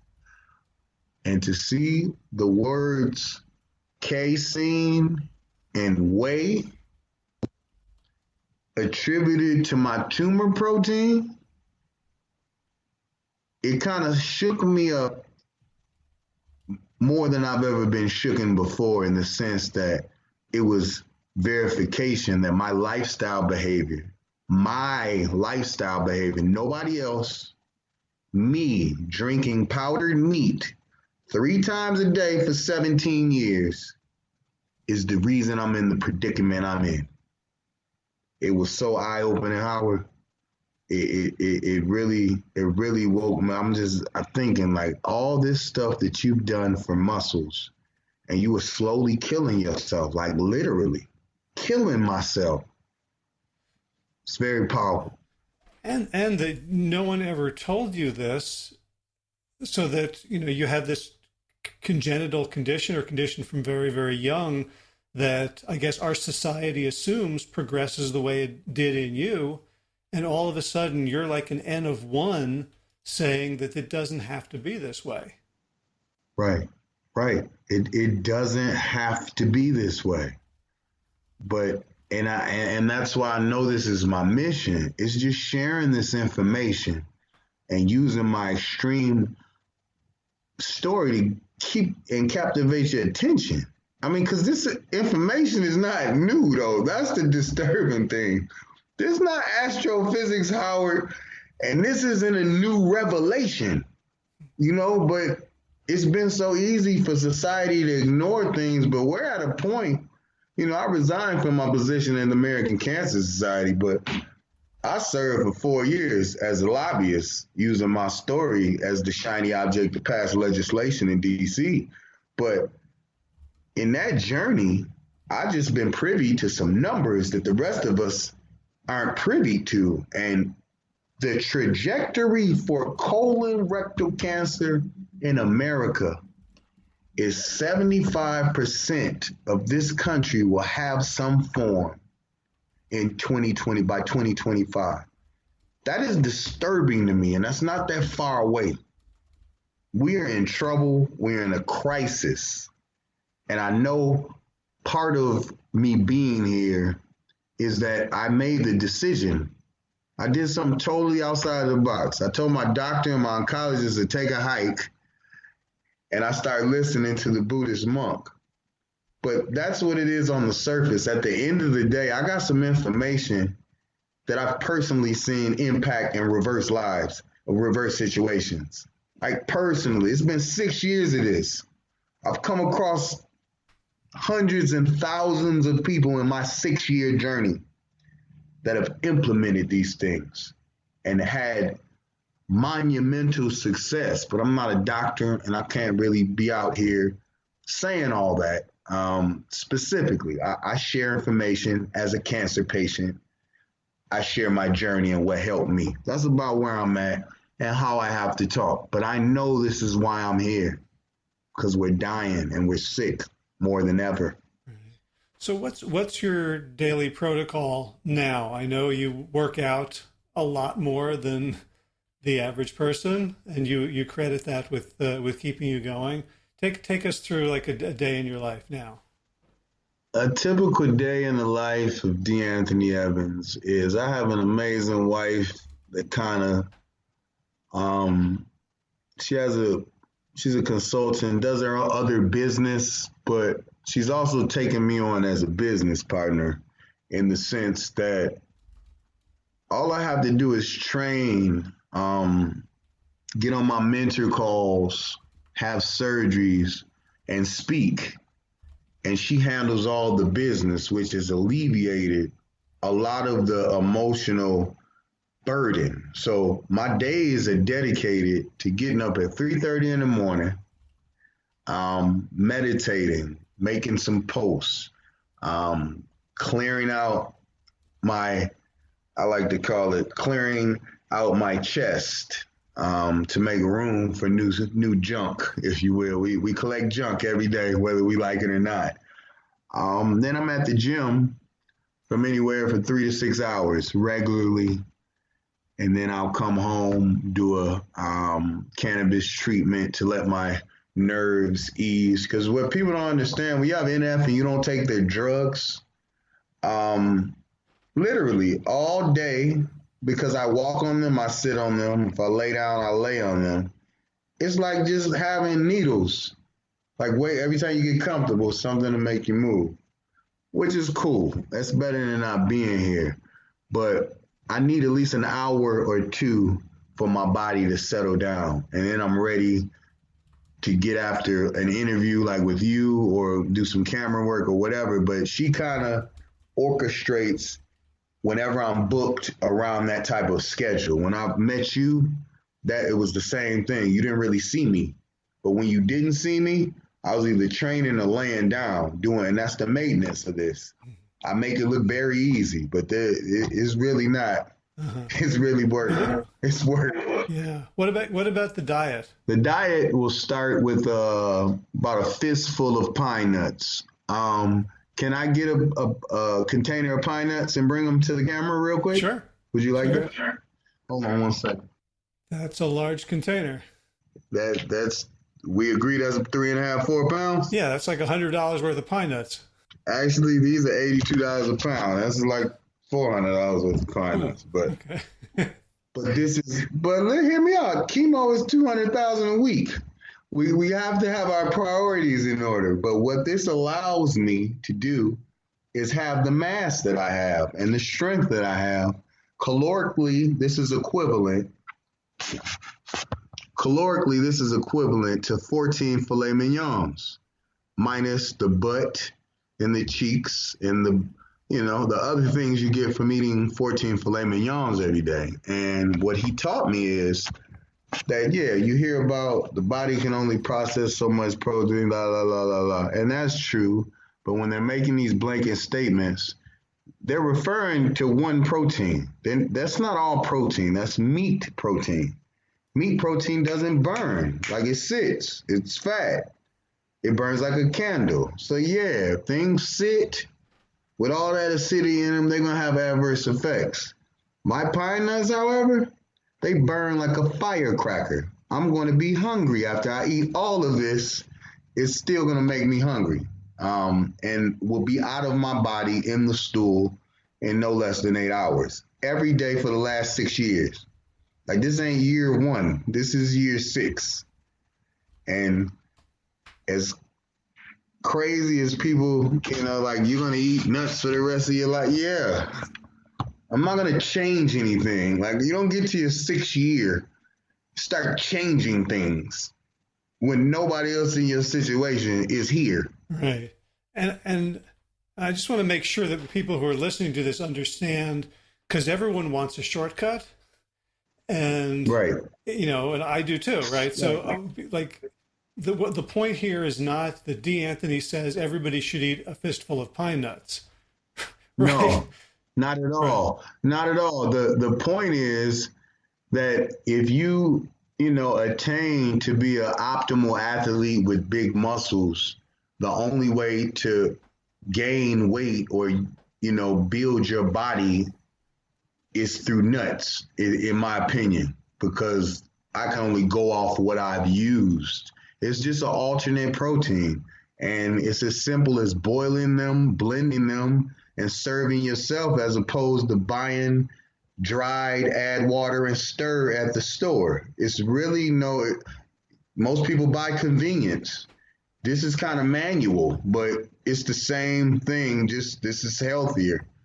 And I don't have a desire for everybody to eat pine nuts, but I do have a desire to teach people that if you continue to drink fake powdered meat that's unregulated by anybody and says it, some things are going to come visit you. And I'm not saying that to scare you. I'm saying that things that can sit on shelves for 3 and 4 years that you drink every day and think they leave your body in 8 hours, you're being very naive. That's all I want everybody to know. And that the pine nuts you're eating are balanced with 3 to 6 hours of workout. Yes, sir. Yes, sir. Yes, sir. Because sumo wrestlers that he mentors too, they eat this too. And it does whatever you want it to do. That's an amazing point. If I ate that and sat around, I'd blow up. I would. It's no question. Gotcha. So after the pine nuts, what else makes up your diet? It's pine nuts, and then I'll snack on a gluten-free tortilla chip with my wife makes homemade hummus, and we got several homemade tofu snacks and things that we do to just keep me busy. But my eating is about these nuts. Like, I don't eat for me. Like, that's not a part of my life anymore. Eating for tongue. I don't eat for tongue anymore. I eat for fuel. And this is him. These are his words. He says, you're never going to get over the meat and dairy. You're going to let it go. Like, you're not eating for your tongue anymore. What has your tongue done for you ever? You know what I'm saying? Anything positive ever come from your tongue? You need to eat for your body, D. And that was hard. It was hard. It was one of the hardest things I've ever done. But again, I was given 6 months to live in January 2012. We are almost halfway through 2017. 2018. 2018, I'm sorry. I'm reminiscing. You got an extra year right there.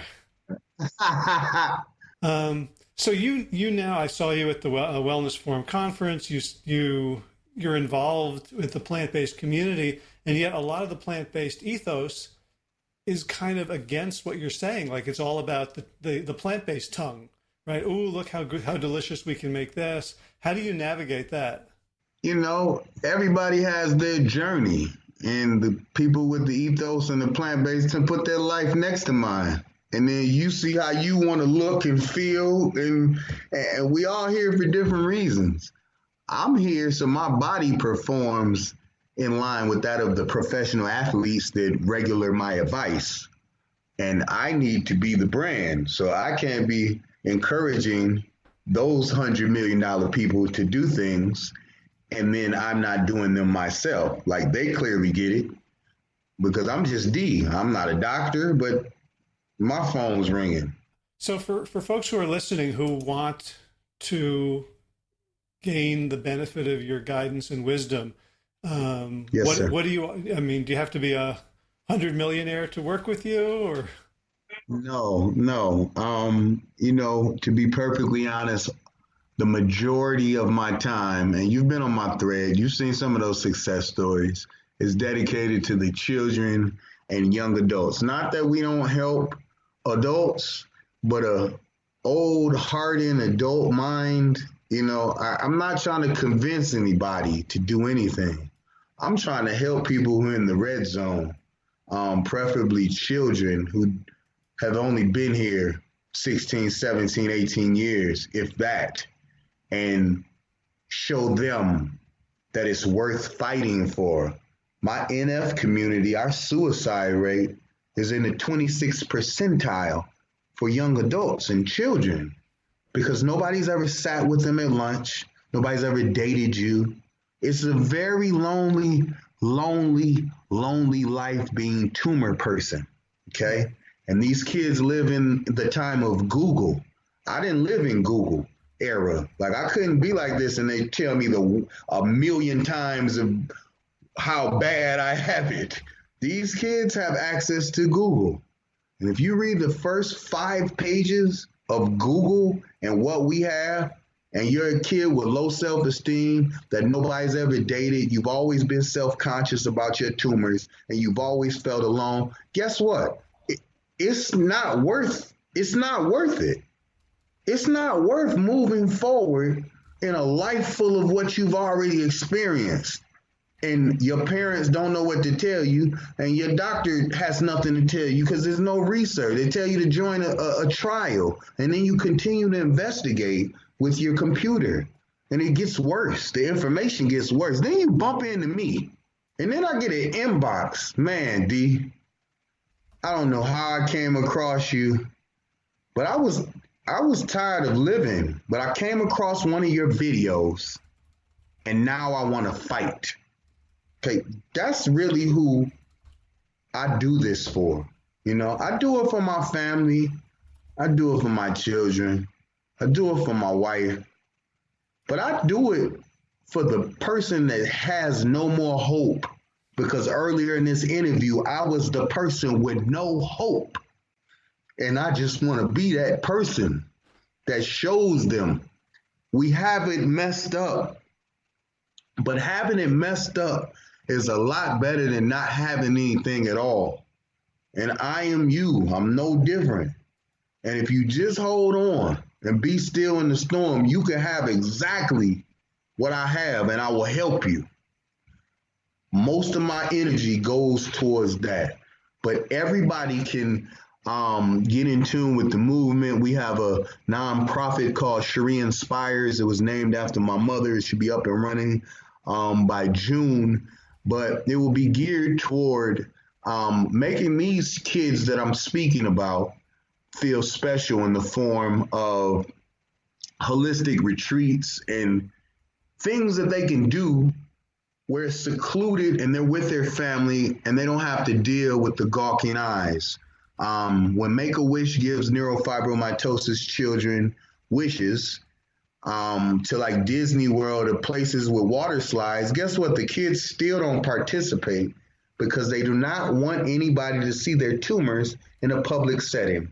So the gesture was great and Make-A-Wish meant well, but the child couldn't maximize the opportunity because he's still in public. So what we're in the process of doing is creating destinations that are more secluded where we can fly the whole family to, and you guys can have your vacation in paradise by yourself. That'd be part of what we do with She Inspires. It's just making these tumor children feel normal for a day if it has to be. Because I just know I hear this till I got sick, Howard. People know me 30 years, never knew I was sick. I'm a childhood tumor patient, like that nobody knew. And I don't want any other kid to feel like that. This is why in my videos I wear half of shirts, because I want everybody to see the tumors. even if you don't like them. I know that a kid that sees me exposing my tumors, I know who I'm communicating with when I do it. I know they're looking at me like, okay, he's showing his stuff. I don't have to really worry about showing my stuff. And that's a lot of what my mission is about. Coupled with the plant-based education, what the adult can get from me is seminars and workshops where we do teach you how to reverse, prevent, and manage disease through the plant-based lifestyle. Using my teachings through Dave and demonstrations and other things that I've implemented in my survivorship. And you can reach us at d'anthonytrains@gmail.com. And we often send what we call a starter kit. And it's just a plethora of information, documentaries, a copy of the China study, PDF, because I feel like a person can't make this transition until they fully understand why they're doing it. You're going to fail. When your brain begins to work against you, because that's what it does when it doesn't get what it's been getting, you need help. You need assistance. And in a perfect world, I will have a resource component where you can call in and we give you help and all that. We're just not there yet, Howard. But my life, the rest of it's been dedicated to service before self and advocacy and awareness and sharing this message and how this information can help you help your family. Right. And the extremes in your life make you so incredibly credible. Right? So someone listening to this is thinking, well, I had kind of a rough childhood. I says, well, D has me beat there. I've got some health challenges. Well, there's something about the extremes that you have experienced, yes, and that on the flip side you've chosen.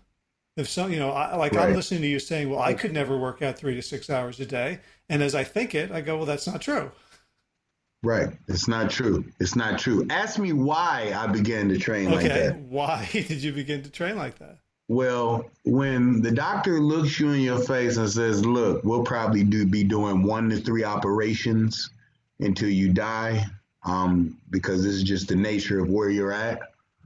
When you hear that you'll be having 1 to 3 surgeries every year until your possible death, it does something to your spirit. If you're any type of, I can't say a real person, but if you're a person that really has the fight, you should know you're going to have to do your part, because the body is not designed for its heartbeat to be brought close to death, it be cut and then revived. Like just Faber, it's just going to quit on you. So in my mind, I began, and this is my post today, and Dave encourages this, move from just being strong to an endurance athlete and tried to mimic what my body would go through rigor-wise during the course of a 9-hour operation. I haven't got up to training 9 hours though, Howard. The 6 is the most. But the whole reason that I built this endurance up is so my body is in line with that of a professional athlete from my head to my toe when they're cutting me, so I can come back. And people thought I was crazy, but I've snapped back from every operation and trained in between every single one of them when I shouldn't have been able to. So it's like your sport is 9-hour operations. Yes, and that's why we call it training to live. Like, I don't work out. I train to live. When you work out, you can do that when you feel like it. You can take a day off. You can rest. My psyche is, if I don't train, I'm going to die. It's a very different mindset. But I feel like if you really care about your body like you say you care about it, nutrition, spirituality, and fitness, as my teacher taught me, should be firing perpetually at the same time to reach your optimal health. And, I just got to thank David Troy again, because he taught me how to submit my pride and ego. I don't have a desire to be right. I know how to walk away. There's so many things that the old D did not have in his toolbox. He didn't know how to deal with emotion at all. And it's just been an invigorating experience to step outside of my old self and step into this new body. How do you spell David Choi's last name? CHOI. Chef Dave on Facebook. And I'm not sure what the Instagram is, but it might be the same. Okay. But yeah, Chef David Choi. And then we have David Choi Jr. So Dave is actually retired. He still feeds me and the cancer people, but doesn't run the restaurant. Gave that to his brother. But his son, David Choi Jr., has kind of been giving the apron in the sense that he's taken over all cooking responsibilities. He has an amazing health bar called Fighter, and that's in a majority of Whole Foods. And it's a phytonutrients bar that is housed in a refrigerator because it's real food. It's the only bar that I've seen that is refrigerated in Whole Foods, which means it's real food, and it tastes amazing. But so David Choi Jr. has been given the responsibility of carrying on David Sr.'s plant-based medicinal recipes as the cook. His son Rocky just got back from Brisbane, has a double PhD, one of them in food science, that backs up all the words that come out my mouth. And then you have me that's been given the microphone to spread the message. Rocky is to prove the message, and David is to cook the message. And and that's that food heals. And what we put in our body is either going to create disease or fight it. It's a real simple message. And together, we're just trying to keep the old man's legacy and the teachings going. And I'm just blessed and honored.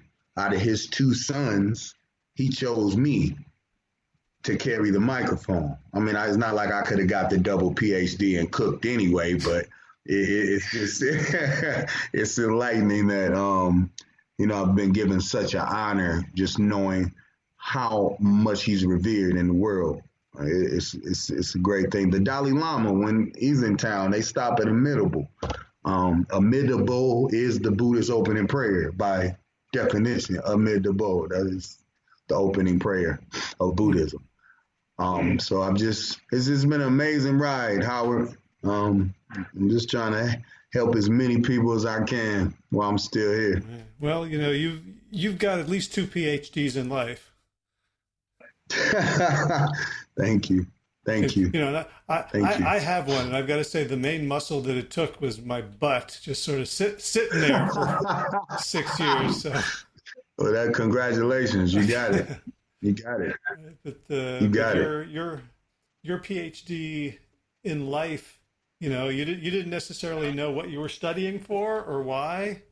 But I think it's very clear to anyone who's listening now, like, regardless of what you think about, fate or destiny or divinity or anything, that you've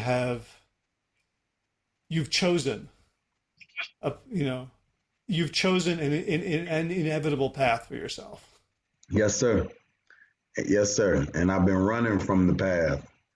I know this is my purpose, and I feel stronger than ever because it's not a mystery. A lot of us don't know why we're here. That's the big, why am I here? Why was I born?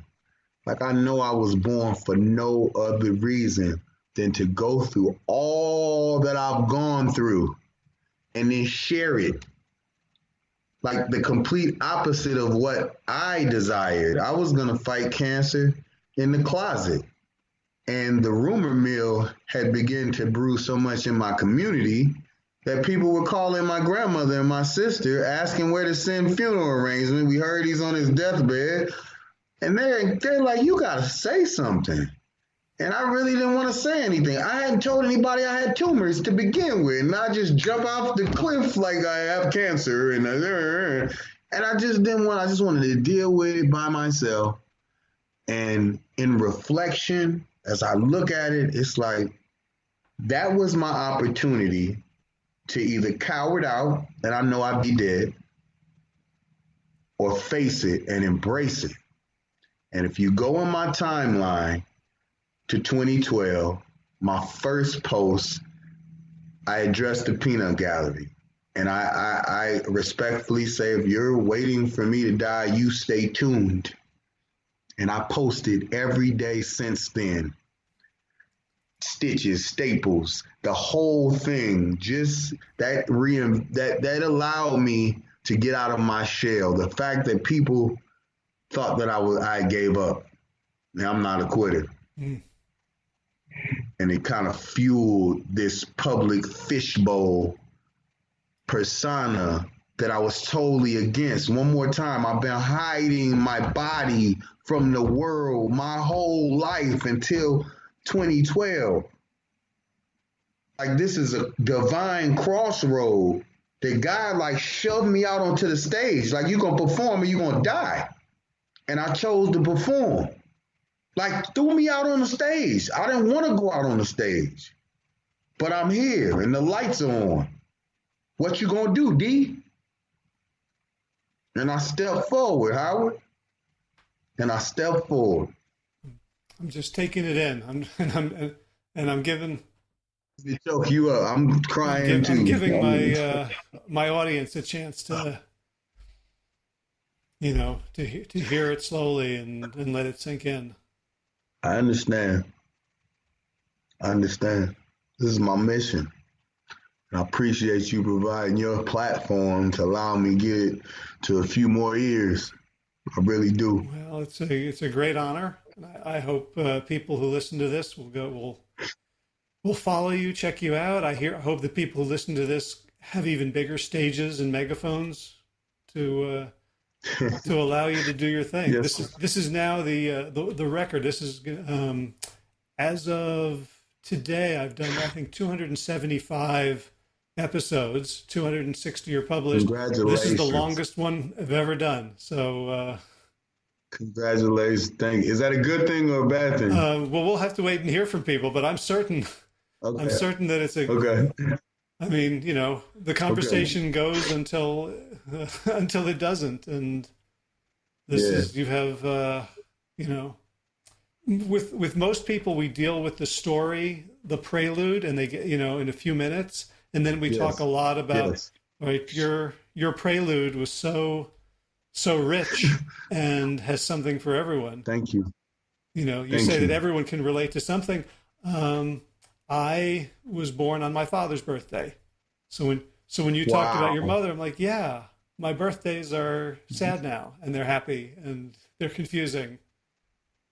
Yeah. Wow, Howard. You've got enough of the backstory that everyone who has humanity can relate to it. Thank you. Thank you. So, man. Oh man, I appreciate it. I really do. Yeah. And I appreciate being on your show. Well, this is great. Well, thanks again. Now I'm not going to say I'm going to go work out for 3 hours, but I'm going to move my body. There you go. I hope I had something to do with that. And on that project, I'm all in. Just tell me what we're doing. Awesome. I'm in. All right. Anthony Evans, thank you so much for all you do and for generously giving us the time today. Thank you for having me, Howard. I really appreciate it. Be well. You too. Thank you. I hope the fact that you're still listening means that you were as changed, as touched, as inspired, as re-energized and refocused by this conversation as I was and am. Wow, huh? And I just spoke to Anthony today. I called him up because I needed a photo. I didn't have the photo that you'll see of me and him at the Wellness Forum Health Conference. And I called him around 1:00 in the afternoon, and I didn't realize that he's in Hawaii. And he just picked up right away and was chipper. And even though it was like 6 a.m, he is already up and at 'em, and just a wonderful person to have in our corner, meaning the corner of those who promote life and wellness and justice and education and all the good things that need to spread in the world for the blessings of this planet to be distributed among all of us for the foreseeable future. All right, so if you enjoyed this episode of the Plant Yourself podcast and you would like to support the mission of the show, please subscribe and leave a review on iTunes. You can also share this and other episodes on social media, and you can become a patron at plantyourself.com. Just look on the right sidebar for the Patreon link with a monthly contribution. I'm over $500 a month, which allowed me to go to New York and buy a new H6 handy recorder, and I've already got a confirmation of a very exciting interview that I'm going to be doing live locally, so not over the phone or Skype, and I'll let you know more about that when it's in the can, so I don't... What are some vegan metaphors for not crying over spilled, I guess, kombucha, almond milk? You get the idea.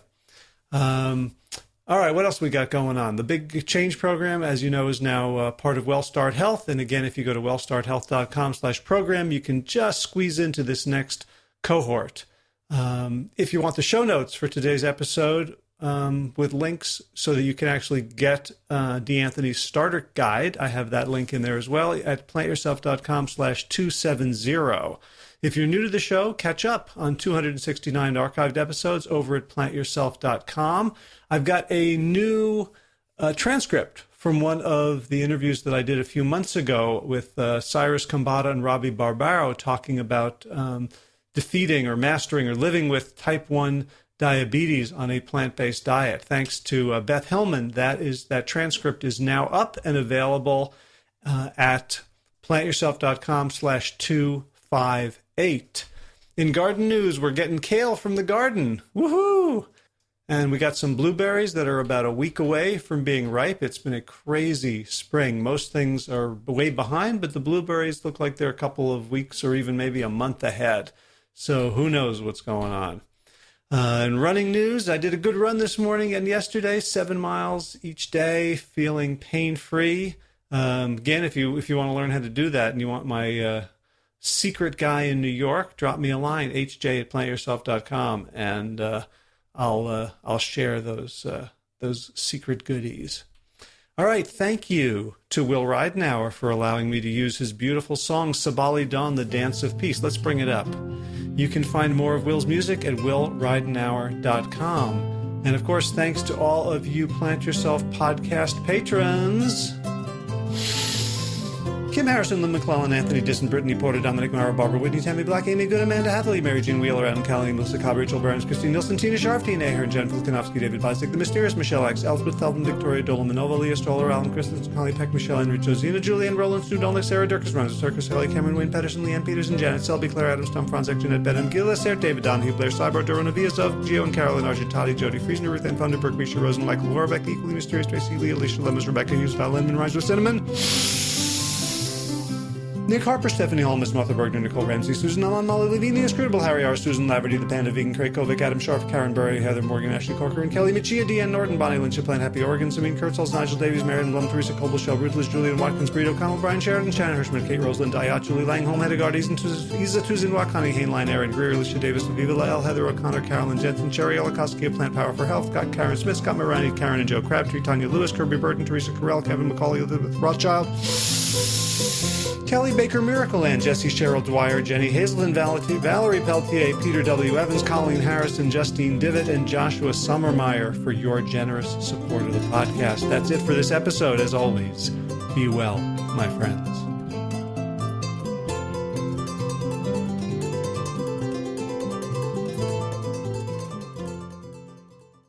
All right, time for thanks. Thanks to Will Ridenauer for allowing me to use his beautiful song, Sabali Dawn, the Dance of Peace. You can find more of Will's music at his website, willridenauer.com.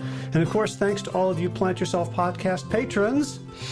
Kim Harrison, Lynn McClellan, Anthony Disson, Brittany Porter, Dominic Maurer, Barbara Whitney, Tammy Black, Amy Good, Amanda Hatherley, Mary Jean Wheeler, Ellen Kennelly, Melissa Cobb, Rachel Behrens, Christine Nielsen, Tina Sharf, Tina Ahern, Jen Filkanovsky, David Vizek, The Mysterious Michelle X, Elspeth Feldman, Leah Stoller, Alan Christensen, Colleen Peck, Michelle Andrews, Josina, Sarah Durkis, Rhymes with Circus, Kelly Cameron, Wayne Pedersen, Janet Selby, Kara Adams, Tom Franzek, Jeanette Benham, Gila Sarah, David Donahue, Blair Cyber, Dorona Vizo, Gio and Carol Argentati, Jody Friesner, Ruth Ann Funderburg, Misha Rosen, Michael Warbeck, The equally mysterious Tracy Z, Aviva L, Alicia Lemus, Rebecca Hughes, Val Linneman, rhymes with cinnamon, Nick Harperson, Martha Bergner, Susan Amon, Molly Levine, the inscrutable Harry R, Susan Laverty, the Panda Vegan, Craig Kovic, Adam Scharf, Karen Burry, Heather Morgan, Kelly Machia, Deanne Norton, Bonnie Lynch, Plant Happy Oregon, Sabina Kurtzels, Nigel Davies, Marion Blum, Teresa Copel, Julian Watkins, Breed O'Connell, Shannon Hirschman, Linda Ayat, Holm Hedegaard, Isa Tuzawa, Connie Hainline, Aaron Greer, Alicia Davis, Heather O'Connor, Carolyn Jensen, Sherry Orlikowski of Plant Powered for Health, Karen Smith, Scott Morani, Karen and Joe Crabtree, Tanya Lewis, Kirby Burton, Teresa Carell, Kevin McCauley, Elizabeth Rothschild, Ann Jesse, Cheryl Dwyer, Jenny Hazelton, Valerie Peltier, Peter W. Evans, Colleen Harrison, Justine Divitt, Joshua Summermeyer, Dennis Bird, Darmy Kelly, Laurie Fanny, Linnea Lundquist, Valerie Hummel, Emily Iaconelli, Levy Wallach, Rosamund McAtee, Dave McCorney, Stephen Lehman,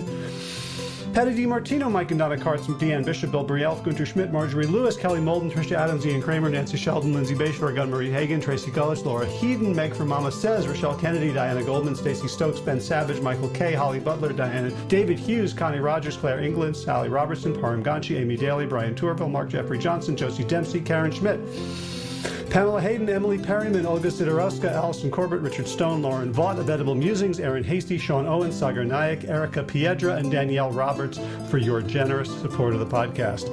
That's it for today. As always, be well, my friends.